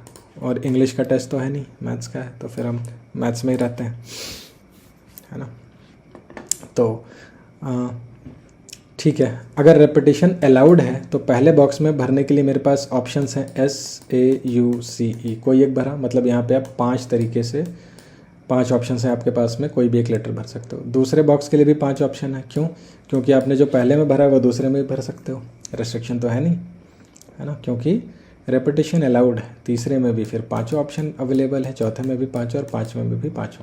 तो जो टोटल बनेगा आपका 5⁵ बनेगा, जो कि आता है 3125, है ना। तो ये हो गया, फिर रेपिटेशन इज अलाउड। इतने अलग अलग तरह के अरेंजमेंट्स हो सकते हैं सॉस वर्ड के, ठीक है। अगर रेपिटेशन अलाउड ना हो तो, ना अलाउड हो तो आप एक लेटर को दोबारा यूज़ नहीं कर सकते, है ना। एक बार यूज़ कर लिया उसके बाद नहीं कर सकते। तो जब आप पहला बॉक्स भरने जाओगे तो आपके पास में टोटल 5 ऑप्शन रहेंगे, जो कि यहाँ पे लिखा है, ठीक है। लेकिन जब आप दूसरा बॉक्स भरने जाओगे तो एक लेटर जो आपने पहले में भर दिया वो अवेलेबल नहीं होगा, अब आपके पास में सिर्फ 4 ऑप्शन अवेलेबल होंगे। तो 4, फिर अगले वाले में 3, फिर अगले वाले में 2, फिर लास्ट वाले में 1, एक एक कम होता जाएगा ना। तो टोटल नंबर ऑफ ऑप्शंस कितने हो जाएंगे, टोटल नंबर ऑफ वेज वो हो जाएंगे 5 × 4 × 3 × 2 × 1, दैट इज़ 5 जो कि 120 के बराबर होता है, राइट। तो इस तरीके से हम नंबर ऑफ वेज निकालेंगे इस कंडीशन में, ठीक है। Okay, question number 6। Suppose JEE mock test has 30 questions. Okay, JEE का मॉक टेस्ट है जिसमें 30 क्वेश्चन है। The mock test is objective type having 4 options per question, ठीक है, 4 ऑप्शन होंगे, मान लिया ABCD। How many answer sequences are possible if exactly 1 option is correct out of 4 choices, more than 1 option में भी करेक्ट। अच्छा, ठीक है। तो एक JEE का मॉक टेस्ट है, ओके, 30 क्वेश्चन है, उसमें 4 ऑब्जेक्टिव मतलब ऑब्जेक्टिव टाइप के क्वेश्चन है, 4 ऑप्शंस होंगे ABCD। तो पहला वाला जो केस है इसमें कह रहा है कि मान लिया कि एक ही ऑप्शन सही है ना, मान लो JEE मेन का पेपर है, एक ही ऑप्शन करेक्ट है। तो टोटल आंसर चॉइसेस के सीक्वेंस कितने हो सकते हैं? सीक्वेंस एक सीक्वेंस ये होगा कि 1 का ए सही है, 2 का बी है, 3 का डी है, 4 का ए है, 5 का ए है, 6 का बी है, 7 का डी है, 8 का सी है, इस तरह से। तो ये एक पूरा 30 क्वेश्चन का सीक्वेंस एक आंसर सीक्वेंस हुआ, ठीक है। इसी तरह से कोई दूसरा आंसर सीक्वेंस हो सकता है, कोई तीसरा हो सकता है। तो टोटल कितने आंसर सीक्वेंसेस हो सकते हैं, ठीक है। तो देखते हैं।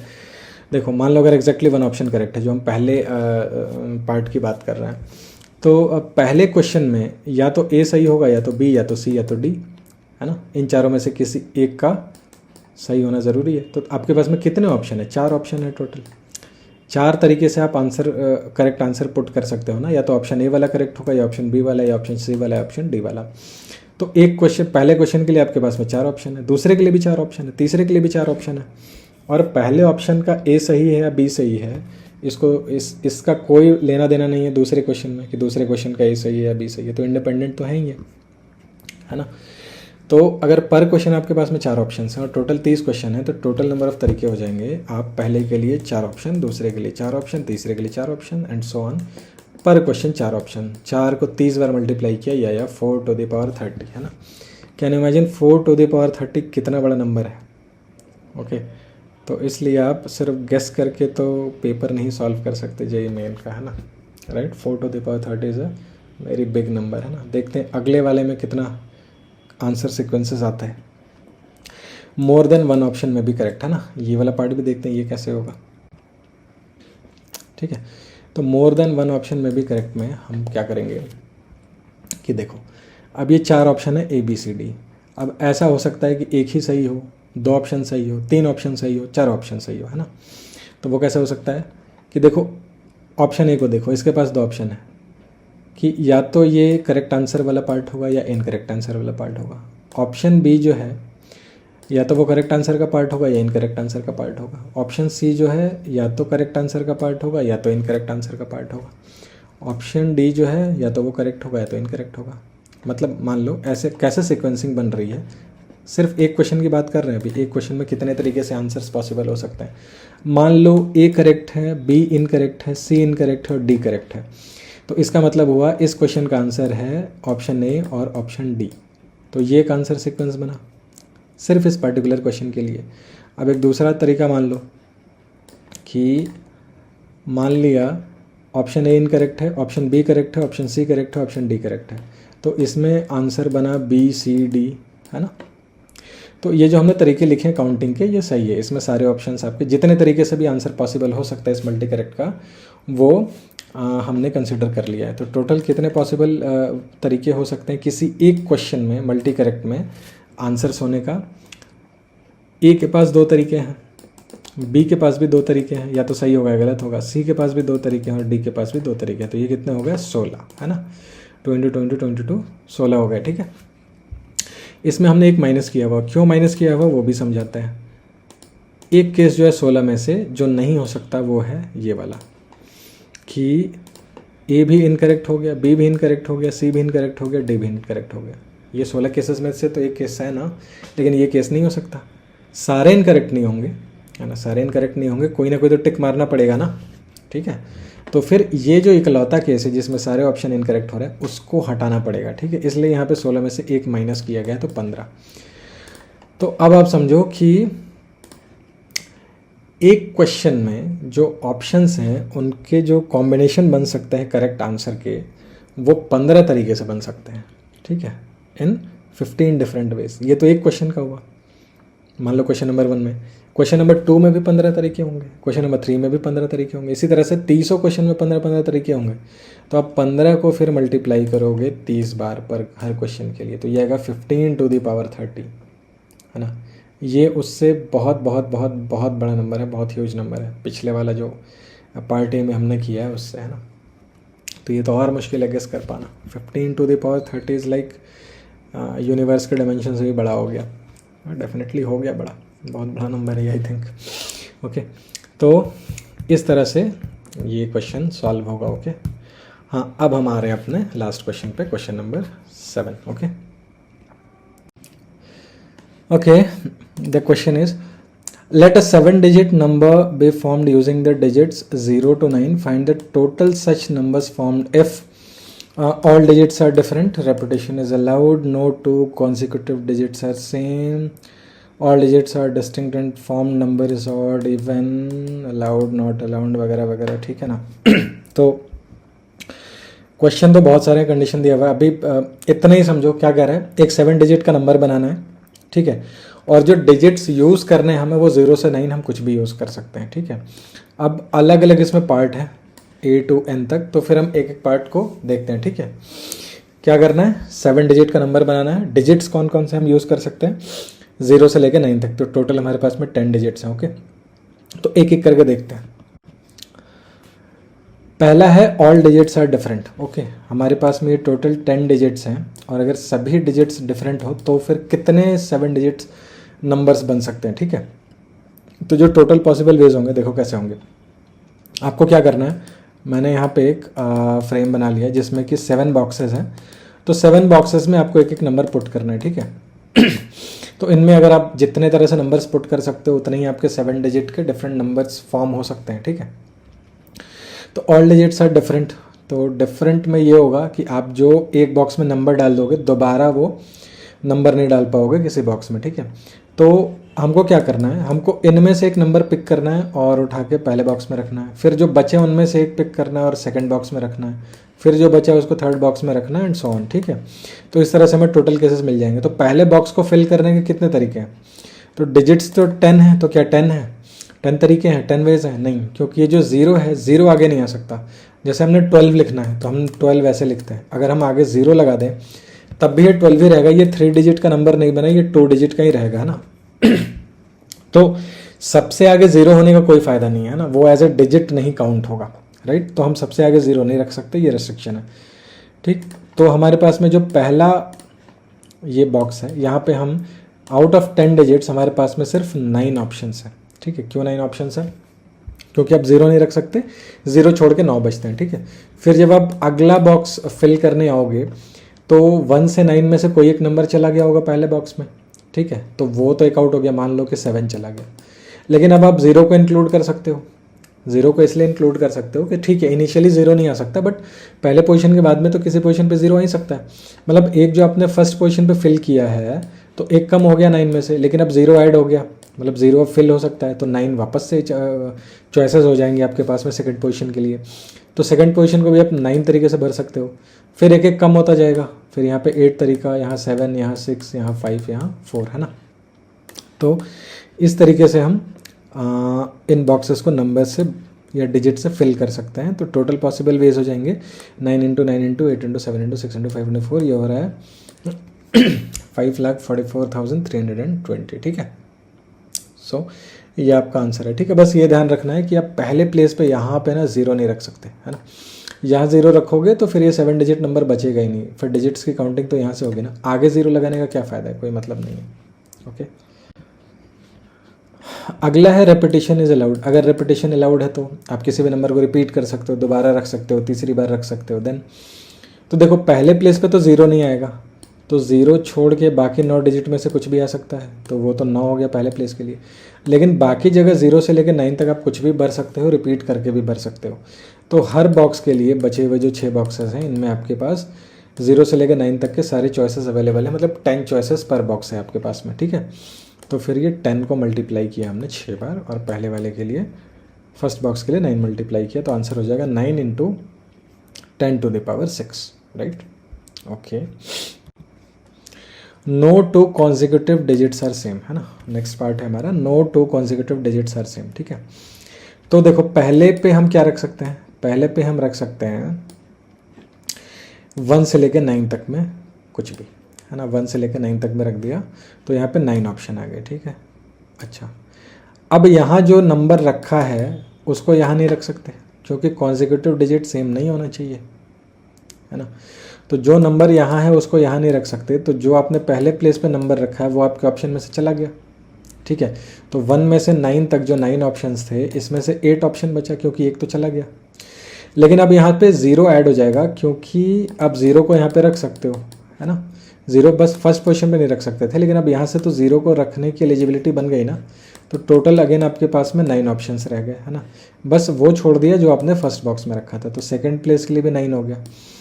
अब जो आपने सेकंड बॉक्स में रखा है उसको आप थर्ड बॉक्स में नहीं रख सकते। तो out of all this 10 digits, second box में तो आपने कोई एक ही डिजिट रखा होगा ना, तो उस डिजिट को छोड़ दो। अगेन कितने बचे आपके पास? 9 ऑप्शंस बचे यहाँ रखने के लिए। फिर आपने जो थर्ड बॉक्स में जो डिजिट रखा हुआ है वो डिजिट आप आगे नहीं रख सकते, वरना कॉन्जिक्यूटिव सेम हो जाएगा। तो 10 में से एक ही ना रखोगे यहाँ थर्ड बॉक्स में, अभी भी आप तुम्हारे पास में 9 चॉइसेस हैं, तो यहाँ पे फिर से 9 चॉइसेस। अगले बॉक्स में भी सिमिलरली वैसे ही कि जो इसके लेफ्ट वाले बॉक्स में जो डिजिट गया है उसको छोड़ के आप यहाँ कुछ भी रख सकते हो, है ना। तो सेम नहीं होगा, तो यहाँ आप कुछ भी रख सकते हो, मतलब 10 में से 9 ऑप्शंस स्टिल आपके पास में अवेलेबल है ना।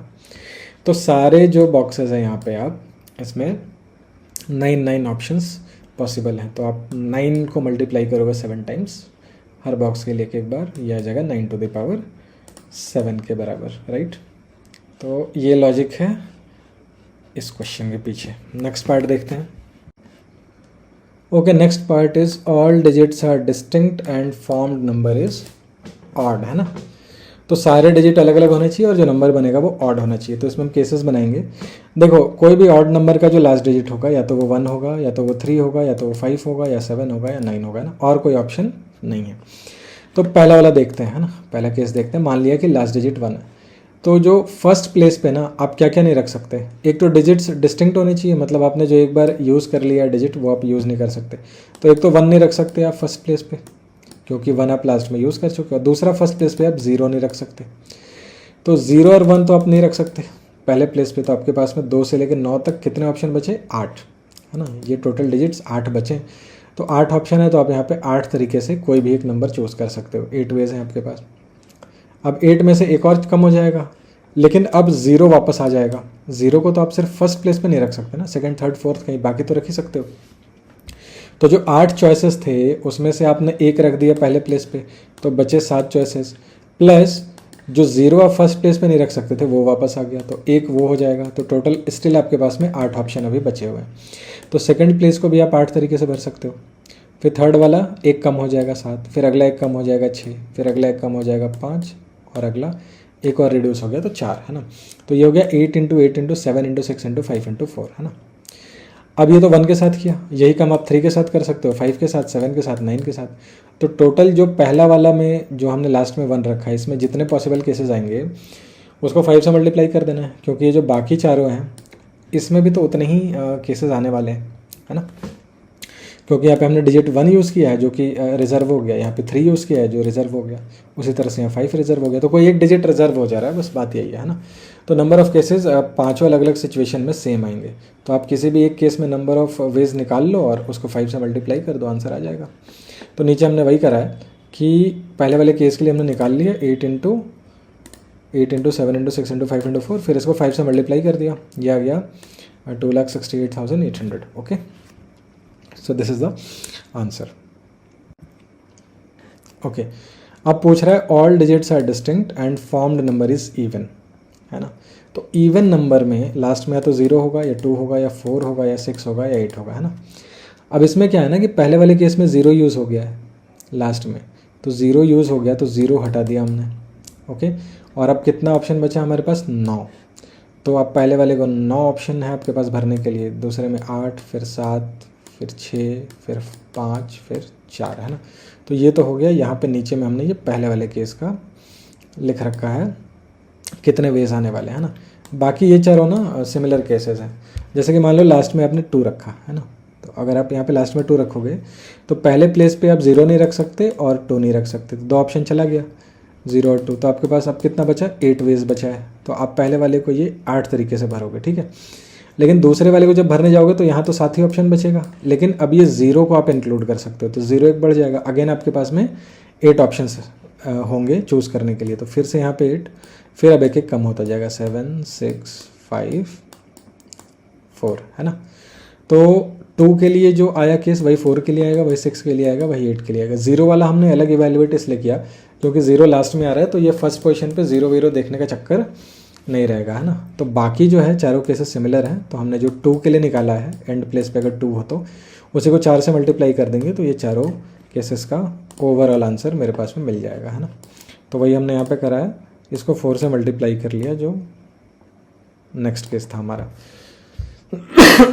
ओके, सो इस केस में जो हमारा आंसर आ रहा है वो आ रहा है 2,75,520 के बराबर. Okay, so I hope this is clear. अगले पार्ट की तरफ बढ़ते हैं. Next is number should not contain 4 and repetition is allowed. इसमें 4 नहीं होना चाहिए और रेपिटेशन आप कर सकते हो. ठीक है, तो चलो 4 को हटा दिया हमने यहाँ से, 4 नहीं रहेगा, है ना. तो अब हमारे पास टोटल डिजिट्स बच गए 9. ठीक है, और रेपिटेशन अलाउड है. तो देखो पहले प्लेस पे तो आप 9 के 9 ऑप्शन नहीं रख सकते, 0 नहीं रख सकते हो, 0 को छोड़ना पड़ेगा. तो 0 को एक्सक्लूड करके 8 ही बचेगा. बट बाकी सब में आप 9 के 9 भर सकते हो, राइट.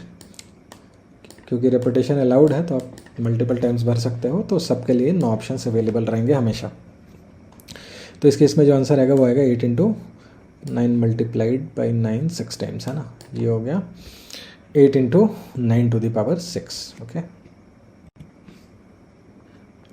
अगला है number should not contain 4 and repetition is not allowed. अब रेपिटेशन अलाउड नहीं है और 4 भी नहीं होना चाहिए. तो पहले तो यहाँ से 4 हटा दिया हमने. ठीक है, ओके, अब डिजिट्स बच गया 9. रेपिटेशन अलाउड नहीं है. ओके, तो पहले में तो आप 0 नहीं भर सकते, तो 9 में से एक 0 वाला ऑप्शन भी चला गया. तो यहाँ पे तो 8 ही तरह के ऑप्शन है आपके पास में, 8 डिजिट्स हैं चूज़ करने के लिए. फिर नेक्स्ट वाले में एक कम हो जाएगा बट 0 आ जाएगा. तो एक कम हुआ और एक 0 आ गया, तो अगेन 8 रह गए. फिर अब एक एक रिड्यूस होता जाएगा, 7 6 5 4 3, है ना. तो ये हो गए आपके टोटल नंबर ऑफ वेज जिस तरह से आप अरेंज कर सकते हो इन नंबर्स को गिवन ये कंडीशन सेटिस्फाई हो जो क्वेश्चन में बोल रहा है. ओके, तो ये आ रहा है टोटल 161280 के बराबर. Okay, number should contain 5 and repetition is allowed. Repetition allowed है और 5 होना चाहिए ना. देखो 5 होना चाहिए तो और रेपिटेशन अलाउड है, तो अब देखो कितने केसेस बनने वाले हैं. सीधा सीधा करोगे तो 5 होना चाहिए. मान लो एक बार 5 आ रहा है तो वो 5 फर्स्ट प्लेस पे हो सकता है, सेकंड पे हो सकता है, थर्ड पे हो सकता है, फोर्थ पे हो सकता है, कहीं भी हो सकता है. ठीक है ना. ठीक है, एक तो ये इस तरह के केसेस बनेंगे. दूसरा मान लो 2 बार 5 आ रहा है, तो 2 बार 5 आ रहा है तो मान लिया कि एक बार यहाँ पे है 5 और एक यहाँ पे है, ये कंडीशन हो सकता है. या फिर मान लिया कि लास्ट के दोनों पोजीशन पे 5 है, यहाँ है और यहाँ है, तो इसमें खुद ही इतने सारे केसेस बनने वाले हैं. फिर मान लिया 3 बार 5 आ रहा है तो फिर उसके लिए देखो, 4 बार आ रहा है उसके लिए देखो. तो ये ना बहुत बड़ा हो जाएगा ऐसे डायरेक्ट करोगे तो. लेकिन अगर हम ये चीज़ निकाल लें, ये क्या पूछ रहा है, नंबर शुड कंटेन 5, है ना.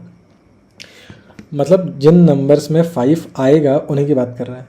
हम ना वो निकाल लेते हैं जिसमें 5 नहीं आएगा और टोटल में से माइनस कर देते हैं.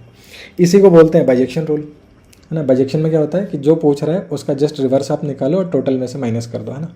वो ज़्यादा आसान है, वो केसेस निकालना ज़्यादा आसान है जिसमें कि 5 नहीं है. अभी हमने देखा 4 को लेके कि जिसमें 4 नहीं है ना. तो 4 नहीं, जिसमें 4 नहीं है जिस नंबर में, वो केसेस निकालना कितना आसान था, बहुत आसान था. तो हम यहाँ भी वही करेंगे कि हम टोटल वेज में से उनको माइनस कर देंगे जिनमें कि 5 नहीं आता है. तो हमें क्या मिल जाएगा, जिनमें 5 आता है ना. टोटल वेज कितना होगा, टोटल में आपको ये सारे डिजिट्स में से आप कुछ भी यूज़ कर सकते हो, बट पहले प्लेस पे आप सिर्फ 0 नहीं यूज़ कर सकते. तो पहले प्लेस के लिए 9 ऑप्शन है, बाकी सबके लिए 10 अवेलेबल है ऑप्शन, है ना. तो ये हो जाएगा 9 × 10⁶, सबको मल्टीप्लाई करोगे तो.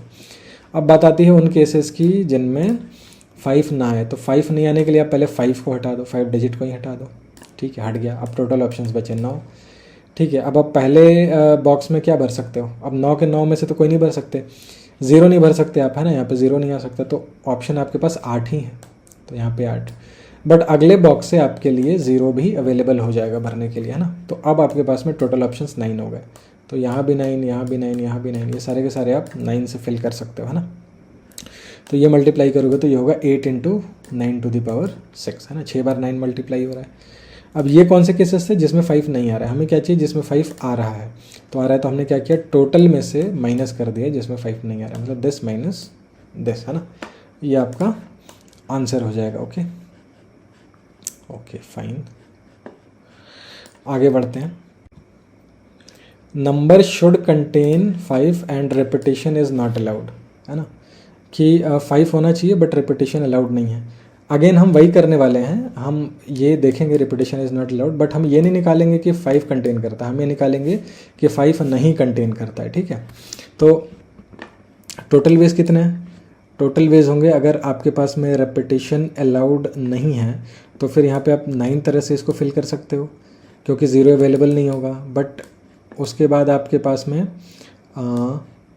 ये जो है 9 में जो ऑप्शंस अवेलेबल थे उसमें से एक कम हो गया फर्स्ट प्लेस पे, लेकिन फिर एक आ भी गया आपके पास 0, है ना। 0 अगले बॉक्स से आप भर सकते हो। तो अगेन यहाँ पे 9 ऑप्शंस हैं, फिर एक एक कम होता गया क्योंकि रेपिटेशन तो अलाउड है नहीं, है ना। तो ये हो गया टोटल वेज। ये टोटल वेज हमने पहले काउंट किया हुआ है, वो आ रहा है 5,44,320, तो वो डायरेक्ट लिख दिया मैंने, है ना। उसके बाद हमें निकालना है ways in which 5 does not appear, 5 ना अपीयर हो रहा हो, है ना।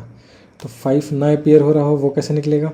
देखो हमने वो पहला क्वेश्चन किया था ना जिसमें 4 अपीयर नहीं हो रहा है पहले, तो उसका आंसर आया था 161,280, तो ये इतना आ जाएगा, ठीक है। तो बिल्कुल उसी क्वेश्चन की तरह है कि रेपिटेशन अलाउड नहीं है और 4 भी नहीं है।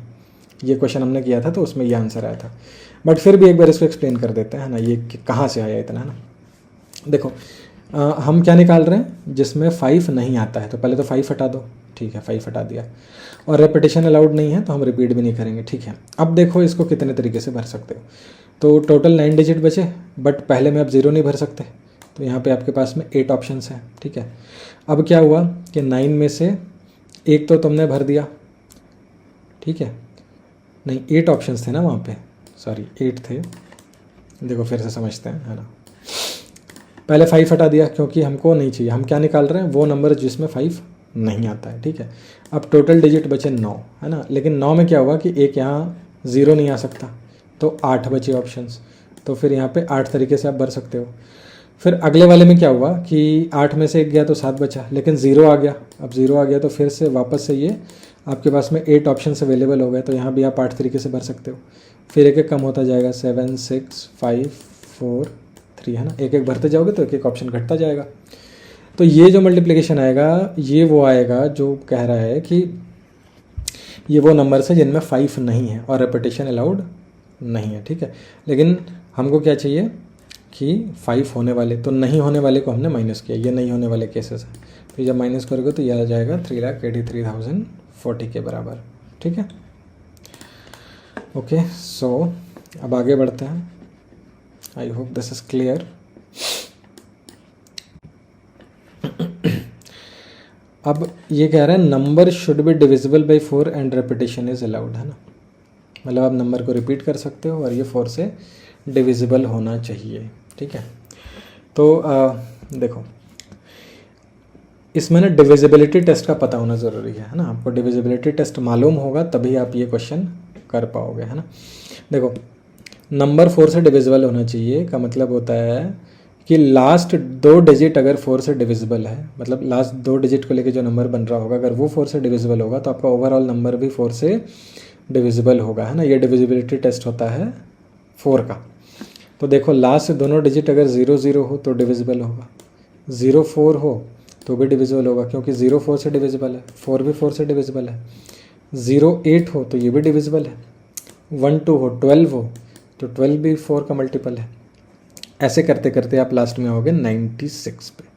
96 के बाद फिर और कोई ऑप्शन नहीं रहेगा, 96 भी 4 से डिविजिबल है। मतलब ये ओवरऑल पूरा जो 7 डिजिट का नंबर बनेगा वो 4 से डिविजिबल होगा, है ना। बात समझ में आ रही है। 4 का क्या डिविजिबिलिटी टेस्ट है, अगर लास्ट 2 डिजिट से जो 2 डिजिट नंबर बन रहा है वो 4 से डिविजिबल है तो आपका ओवरऑल नंबर 4 से डिविजिबल होगा। तो हमारे पास में जो ऑप्शंस निकल के आए हैं वो यह है 0, 4, 8, 12। तो ये जब काउंट करोगे, देखो ये 4 का टेबल ही तो चल रहा है, 4, 8, 12, 16, 20 ऐसे चलेगा। तो 4 से लेकर 96 तक जो कितनी बार आप ये मल्टीपल्स निकाल रहे हो, पहला मल्टीपल, दूसरा, तीसरा, चौथा, ऐसे करते करते 4 × 24 होता है 96। तो यहाँ से लेके यहाँ तक तो 24 हो गया और ये जो 0 0 एक्स्ट्रा है एक जुड़ गया, है ना, तो 25। टोटल ऐसे 25 अलग अलग सिनेरियो बन रहे हैं जिसमें कि ये नंबर्स आपके ये नंबर्स आपके 4 से डिविजिबल होंगे, है ना। ठीक है, तो अब हम इसमें एक को सॉल्व कर लेंगे तो बाकी में कुछ नहीं करना है, 25 से हमें मल्टीप्लाई करना है बस, है ना। अब देखो रेपिटेशन अलाउड है तो इसको आप 9 तरह से भर सकते हो। अब 10 डिजिट है बट 0 तो नहीं रख सकते ना, बट बाकी सब में आप 10 तरीके से फिलिंग कर सकते हो। लेकिन वो फिलिंग यहीं तक होगी, ये लास्ट 2 तो रिजर्व है 0 के लिए, तो यहाँ आप कुछ नहीं कर सकते। तो ये हो गया 9 इंटू 10 इंटू 10 इंटू 10 इंटू 10 है ना, मतलब 9 इंटू 10⁴, ठीक है। अब ऐसे ऐसे आपके 25 केसेस हैं अलग अलग, तो फिर हमने 25 से मल्टीप्लाई कर दिया है ना। ठीक है, आप सबको ऐड भी कर सकते हो। देखो 9 इंटू 10⁴ इसमें आया, फिर इसमें भी उतना ही आएगा, इसमें भी उतना ही आएगा, तो सबको 25 बार जोड़ना है ना। एक्चुअली तो एडिशन रूल से चल रहा है कि आप सबको 25 बार जोड़ो, है ना, मतलब सारे 25 केसेस को जोड़ दो। तो सेम नंबर को 25 बार जोड़ना इज सेम एज उस नंबर को 25 से मल्टीप्लाई कर देना, ठीक है। तो 25 का कॉन्सेप्ट यही है, या तो ये सारे 25 केसेस के अलग अलग वेज जोड़ लो या 25 से मल्टीप्लाई कर लो, क्यों, क्योंकि सब में सेम नंबर ऑफ वेज आ रहे हैं इसलिए, है ना। Okay, I hope this is clear. अब आगे बढ़ते हैं। ओके, सेम क्वेश्चन है बट इस बार बोल रहा है कि रेपिटेशन अलाउड नहीं है। ओके, रेपिटेशन अलाउड नहीं है, तो हमने तो देखा था कि 4 का डिविजिबिलिटी टेस्ट में कि लास्ट के जो 2 डिजिट से नंबर बनेगा वो 4 से डिविजिबल होना चाहिए। तो अगर रिपीटिशन अलाउड नहीं है तो पहले हम ये देखते हैं कि जो लास्ट के 2 डिजिट है कहीं उसमें तो रिपीटिशन नहीं है। तो रिपीटिशन है, एक आता आपका 00, एक आता आपका 44 और एक आता आपका 88। तो 25 में से 3 केस तो वैसे निकल गए जिसमें रिपीटिशन है, तो टोटल मेरे पास में बचे 22 तरीके। अब 22 में क्या हो रहा है कि लास्ट में डिजिट्स रिपीट नहीं कर रहे होंगे, ठीक है। तो 22 वेज हो गए वो, ठीक है। लेकिन अब इन 22 केसेस में भी अब ये 00 वाला पंगा है कि 00 कहाँ है और नॉन ज़ीरो कहाँ है वगैरह वगैरह, इस तरह की चीज़ें है ना। मतलब 00 2 बार तो नहीं आएगा, एक बार तो आएगा 0, है ना, तो वो देखना है। अब मान लेते हैं कि 0 कहीं लास्ट में आ रहा है, ठीक है। तो लास्ट में आएगा तो ये फर्स्ट प्लेस वाले का 0 वाला टेंशन खत्म हो जाएगा हमारा। तो वो बाइफर्केशन करना ज़रूरी है कि किस, ये जो 22 केसेस मेरे बचे हैं इनमें कुछ तो होंगे जिनमें कि 0 लास्ट में आ रहा होगा, तो उनमें हम शुरू में वो कंसिडर नहीं करेंगे कि 0 अवेलेबल है या नहीं है करके, है ना, क्योंकि वो तो कंज्यूम हो चुका होगा एंड में। और जिसमें नहीं होगा उसमें फिर देखना पड़ेगा कि स्टार्टिंग में हम 0 ना रखें, राइट। ओके, तो देखते हैं इस क्वेश्चन को, है ना, क्या करना है। सबसे पहले हमने क्या बोला, देखो डिविजिबिलिटी टेस्ट में जो नंबर्स पास हो रहे थे लास्ट 2 डिजिट में जो फिल होने हैं वो 25 तरीके से आए थे। इसमें रिपीटेशन अलाउड नहीं है, तो उन 25 में जहाँ जहाँ रिपीटेड केसेस थे पहले उनको हटाना पड़ेगा, तो ये तीनों नहीं हो सकते, तो ये तीनों माइनस हो जाएंगे, तो टोटल बचेंगे 22, है ना। अब 22 में भी देखना है कि 0 कहाँ है। लास्ट में 0 होगा तो फर्स्ट में हम उसकी टेंशन नहीं लेंगे, लेकिन लास्ट में 0 नहीं होगा तो फर्स्ट में उसको एक्सक्लूड करना पड़ेगा फर्स्ट पोजीशन में। तो 22 तरीके बचे हैं लास्ट के 2 पोजीशन भरने के लिए। अब इनमें 0 है कि नहीं वो देखते हैं। तो जिनमें 0 आएगा लास्ट में वो होंगे 04, 08, 20, 40, 60, 80। यही 6 तरीके हैं जिसमें कि 0 जो है कि लास्ट में कंज्यूम हो जाएगा कहीं पे, तो हमारी ये फर्स्ट प्लेस वाली टेंशन ख़त्म हो जाएगी। लेकिन 22 में से तो 6 ही गए ना जिसमें 0 लास्ट में है, अभी तो 16 बचे हुए हैं। 16 ऐसे हैं, ठीक है, 16 ऐसे हैं जिनमें कि 0 एंड में नहीं आएगा, तो उनको कहीं और ठिकाने लगाना पड़ेगा, है ना। तो वो केसेस भी अभी देखेंगे। पहले ये वाला केस देख लेते हैं जिसमें 0 आपका लास्ट में आ रहा है, ठीक है। तो मान लिया कि इन 9 डिजिट्स में से 0 और कोई एक और डिजिट 1 मोर, है ना। कितना बचा इसमें, 9 बचा, 9 - 1 एक और चला गया 8, है ना। तो 10 में से 2 डिजिट आपके लास्ट में कंज्यूम हो गए, जिसमें से कि एक 0 है और एक कोई दूसरा नंबर है। आपके पास में अब बचा है 8 ऑप्शन, और उन 8 ऑप्शन में से आपको ये जो पहले 5 पोजीशन है इसको भरना है। तो इसके लिए 8 ऑप्शंस होंगे, इसके लिए 7, इसके लिए 6, इसके लिए 5, इसके लिए 4, है ना। अभी हम 0 का टेंशन क्यों नहीं ले रहे हैं, क्योंकि हम वो केसेस देख रहे हैं जिसमें कि 0 लास्ट के 2 प्लेस में कहीं ना कहीं कंज्यूम हो गया, जैसे 04 में, 08 में, 20 में, 40 में, 60 में, 80 में, 6 वेज में ये कंज्यूम हो चुका है। इसलिए यहाँ पे मेरे पास में 8 नॉन ज़ीरो ऑप्शन अवेलेबल है, राइट। तो ऐसे ही करते करते हमारे पास में कितना तरीका बचेगा, कितना मतलब इस तरीके के केसेस आ रहे हैं, 6 केसेस आ रहे हैं, है ना। देखो कैसे कैसे, एक में मान लिया हमने कि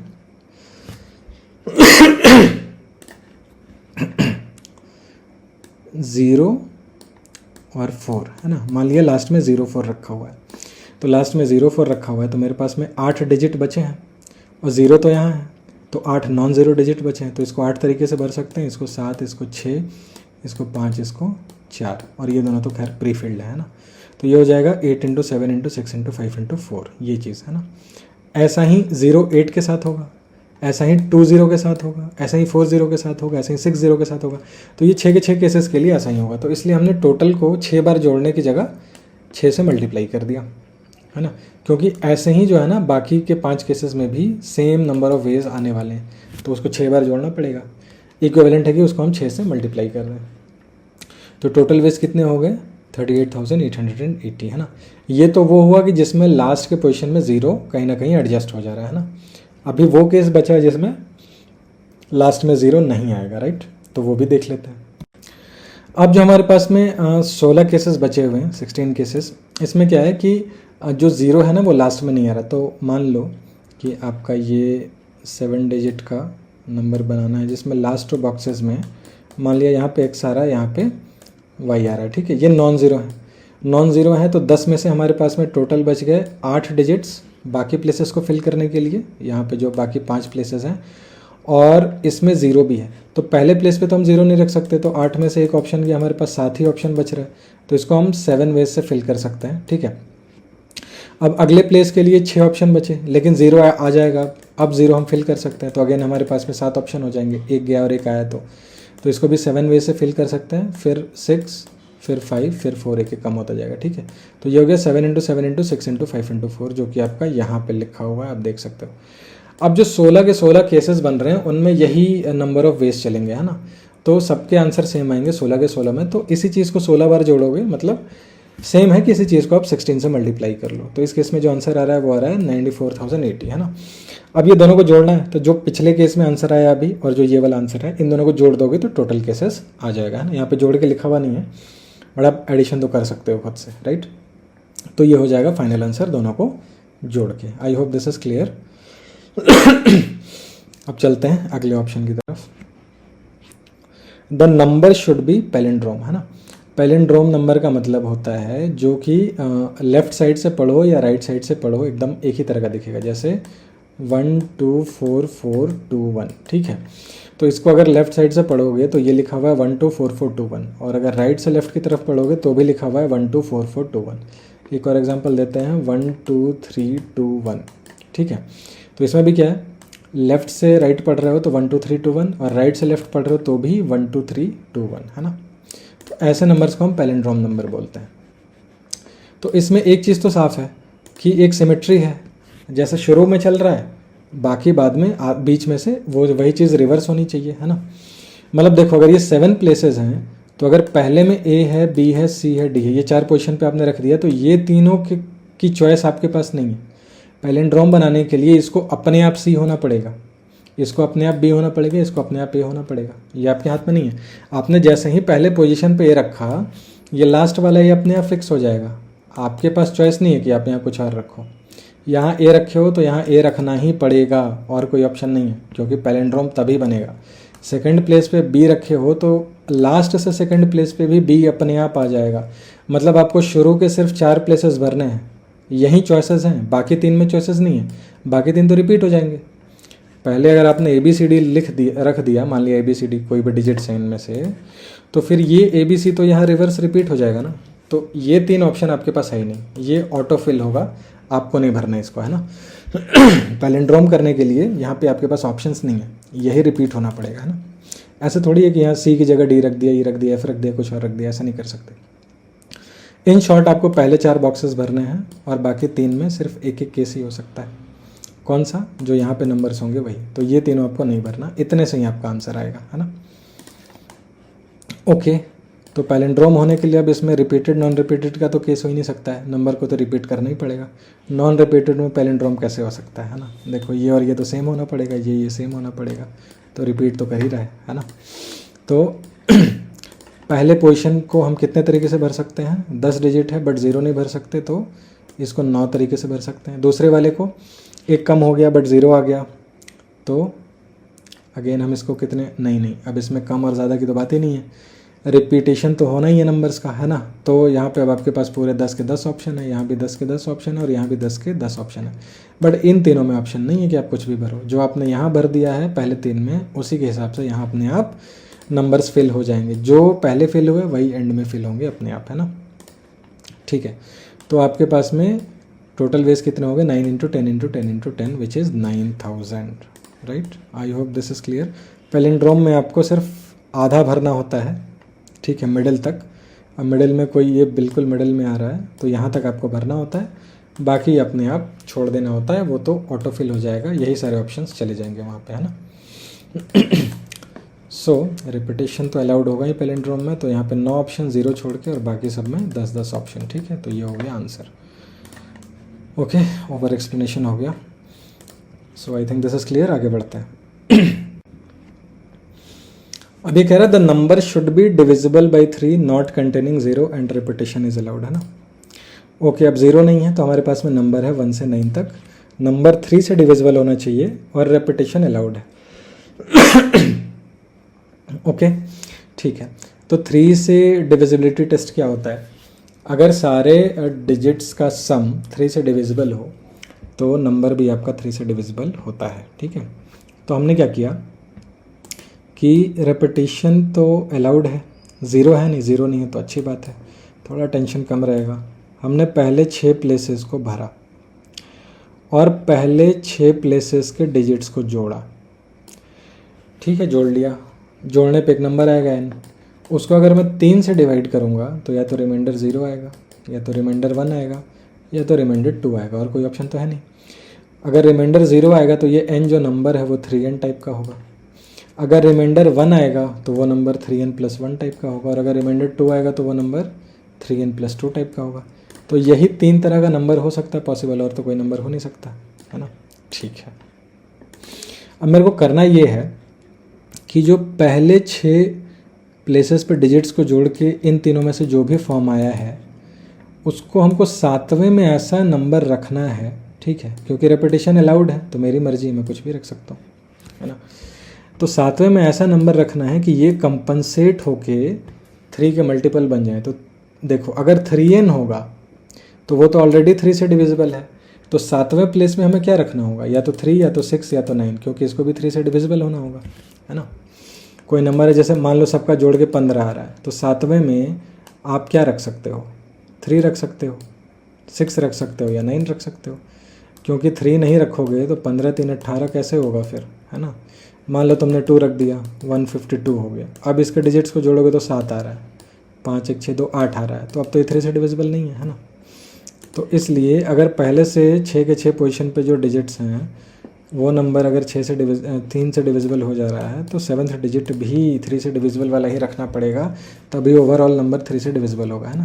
पहले ही से 3n है तो अगला 3 6 9 रख लिया, इनमें से कोई एक रख लिया, है ना।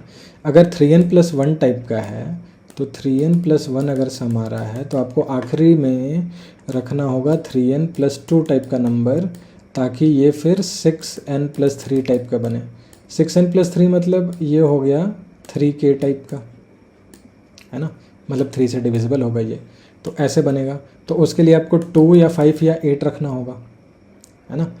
और अगर 3n+2 टाइप का नंबर है इन पहले 6 डिजिट को जोड़ के, तो आपको 3n+1 रखना होगा लास्ट में, है ना, तब जाके ये 6n+3 या फिर 3k टाइप का नंबर बनेगा। तो आप 147 रख सकते हो। मतलब हम ये कह रहे हैं कि अगर पहले 6 डिजिट ना 3 से डिविजिबल हो जाते हैं तो 7वां डिजिट भी ऐसा रखो जो 3 से डिविजिबल है। अगर पहले 6 डिजिट 3 से डिविजिबल नहीं होते हैं, ये जो 6 डिजिट का नंबर बन रहा है, अगर रिमाइंडर 1 आता है तो यहाँ ऐसा नंबर रखो जिसमें रिमाइंडर 2 आए, है ना, समझ रहे हो, ताकि फिर जब दोनों को कंबाइन कर लिया जाए तो ओवरऑल वो 3 से डिविजिबल हो जाए, ठीक है ना। जैसे मान लो कि 4 है, तो अगर इन सब को जोड़ के 4 आ रहा है या कोई नंबर 4 है, तो 4 को जब 3 से डिवाइड करोगे तो रिमाइंडर 1 आएगा। तो इसमें कोई ऐसा नंबर जोड़ दें जिसको 3 से डिवाइड करने पे रिमाइंडर 2 आता है, तो ओवरऑल नंबर 3 से डिविजिबल हो जाएगा। जैसे इसमें 2 जोड़ दिया, तो 2 को 3 से डिवाइड करेंगे तो रिमाइंडर क्या आएगा, 2 आएगा। ये जोड़ के कितना आ रहा है, 6, है ना। तो ये ओवरऑल देखो, रिमाइंडर क्या है, रिमाइंडर अगर दोनों में जोड़ के 3 के बराबर आ जाए या 3 का मल्टीपल आ जाए तो ओवरऑल नंबर फिर 3 से डिविजिबल हो जाएगा। तो वही हम करने की कोशिश कर रहे हैं, है ना। तो हमने क्या किया, 3n का टाइप है तो फिर लास्ट डिजिट भी 3n टाइप ही रखा। अगर 3n+1 टाइप का है तो लास्ट डिजिट हमने 2 5 8 में से कोई एक रखा, मतलब 3n+2 टाइप का। और अगर 3n+2 टाइप का है तो लास्ट डिजिट हमने 3n+1 टाइप का रखा, है ना। तो ये क्या हो जाएगा, डिविजिबल हो जाएगा इस केस में। तो मान लिया कि ये जो आ रहा है वो 3n टाइप का आ रहा है। अगर ये 3n टाइप का आ रहा है ना, तो फिर लास्ट में हमारे पास में 3 ऑप्शन बचेगा 3, 6 या 9। अगर ये 3n+1 टाइप का आ रहा है तो भी हमारे पास में ये 3 ऑप्शन बचेंगे। अगर ये 3n+2 टाइप का आ रहा है तो 1, 4, 7 ऑप्शन बचेगा, है ना। ठीक है, तो मेरे को ये समझ में आ गया कि टाइप तो इन्हीं तीनों में से कोई एक आएगा, 3n, 3n+1 या 3n+2, और सबके लिए हमारे पास ऑप्शन भी 3 ही अवेलेबल है, 3 ही तरह से फिल कर सकते हैं ना।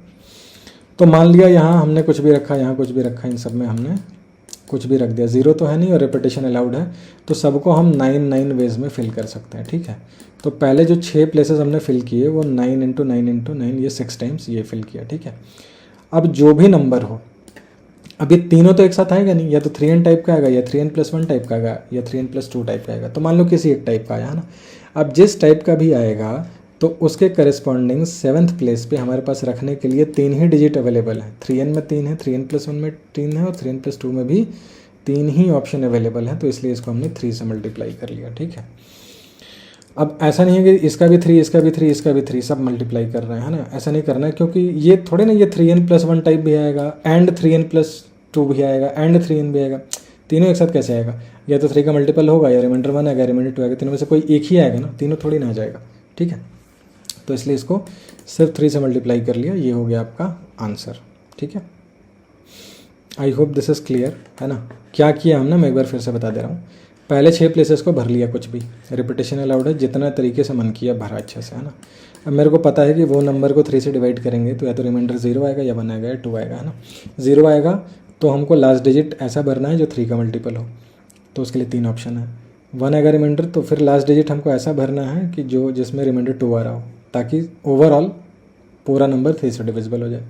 अगर रिमाइंडर 2 आ रहा होगा तो लास्ट डिजिट हमको ऐसा रखना है कि जो 3 से डिवाइड करें तो रिमाइंडर 1 आए, ताकि ये दोनों फिर कंबाइन होकर 3 बन जाए, मतलब 3 का मल्टीपल बन जाए, है ना। तो सबके लिए 3 केसेस ही अवेलेबल हैं, तो ये हो जाएगा 9⁶ × 3, right. Okay, last one, the number should be divisible by 3 not containing 0 and repetition is not allowed. अब क्या है कि रिपीटेशन अलाउड नहीं है ना। तो रिपीटेशन अलाउड नहीं है, तो फिर देखते हैं इसको अब हम कैसे करेंगे। पहले हमने क्या किया कि सारे डिजिट को जोड़ा, 1 से 9 तक जब हम जोड़ते हैं तो ये आता है 45। आप इसको जोड़ के देख सकते हो। अब 45 एक ऐसा नंबर है जो कि 3 से डिविजिबल है। अब इसमें से मेरे को 2 डिजिट हटाना है। देखो ये टोटल 9 डिजिट है, मेरे को 7 चाहिए। तो जब हम 7 में से 2 हटा देंगे तो मेरे पास में बचे 9 में से 2 हटा देंगे तो 7 डिजिट बचेगा। मतलब जो 45 हमारा सम आ रहा है 9 डिजिट का, इसमें 2 डिजिट हटाओगे तो जो दोनों डिजिट हटाओगे उसका सम भी माइनस करना पड़ेगा। मान लो तुमने इसमें से 4 और 5 हटाया तो 4 और 5 9 होता है, तो 45 में से 9 माइनस करना पड़ेगा तो 36 आएगा सम, है ना। मैं क्या चाहता हूँ कि इन 9 डिजिट में से जो भी 2 डिजिट हटाऊँ उनका सम 45 में से माइनस करना पड़ेगा। तो जो नया सम आएगा उसको सब्ट्रैक्ट करके वो 3 से डिविजिबल होना चाहिए, है ना। तभी तो जो ओवरऑल नंबर होगा वो 3 से डिविजिबल होगा। देखो ये जो 7 डिजिट हैं इनका सम होना चाहिए 3 का मल्टीपल। 9 के 9 को जोड़ के आ रहा है 45, लेकिन हम 9 नहीं यूज़ कर सकते, 7 यूज़ करना है, 2 हटाना है। तो इनमें से अगर मैं 2 डिजिट माइनस कर दूं तो एक नया सम आएगा। उन दोनों डिजिट जो भी होंगे उनको माइनस करने के बाद नया सम मान लो s आ रहा है। ये जो s है ये तो 3 का मल्टीपल होना चाहिए ना। तो तुम 45 में से क्या माइनस कर सकते हो कि जो नंबर आए वो 3 का मल्टीपल आए, है ना। तो हम 45 में से, चूँकि 45 खुद 3 का मल्टीपल है तो इसमें से भी एक 3 का मल्टीपल ही माइनस करना पड़ेगा, ठीक है।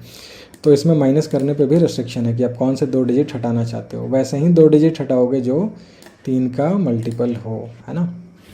तो आप क्या क्या हटा सकते हो, देखो या तो दोनों नंबर 3n 3n टाइप के हों, जैसे 3 6 6 9 और 3 9 हो, ये हटा लो, है ना।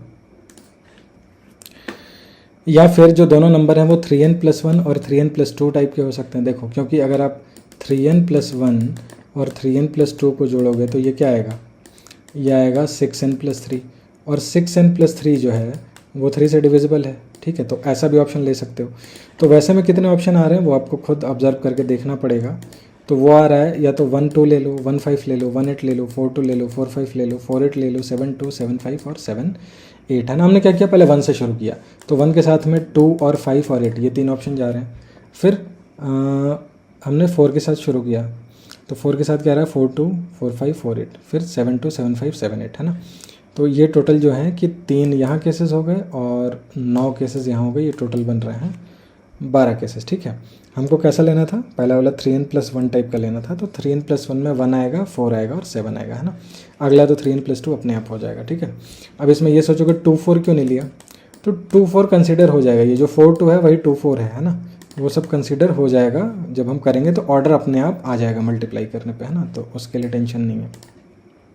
ठीक है, तो क्या हो गया कि 12 तरीके हो गए जिस तरह से हम 2 डिजिट को यहाँ से हटा सकते हैं। ठीक है, तो मान लो तुमने यहाँ से 2 डिजिट हटा दिया इन 12 में से, जैसे कि 3 और 6 हटा दिया, या 1 और 8 हटा दिया, या 4 और 8 हटा दिया। जैसे मान लो 4 8 हटा दिया, तो ये 4 हट गया और ये 8 हट गया, है ना।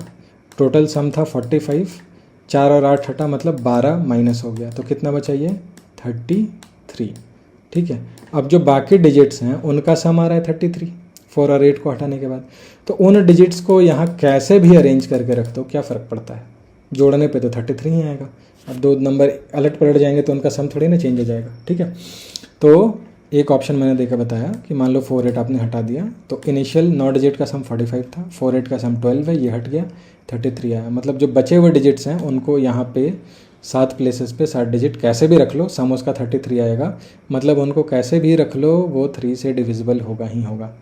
तो 7 डिजिट को देखो, 9 में से 2 हटा दिया, 7 डिजिट को 7 प्लेस पे कितने तरीके से भर सकते हैं, देखो पहले में 7 तरीके से भर सकते हैं, फिर एक कम हो जाएगा ऑप्शन, फिर 6, फिर 5, फिर 4 एंड सो ऑन। तो ये लिखा हुआ है 7 × 6 × 5 × 4 × 3 × 2 × 1, 7 फैक्टोरियल लिखा हुआ है। ठीक है, अब ये तो 1 के साथ हुआ, 4, 8 के साथ।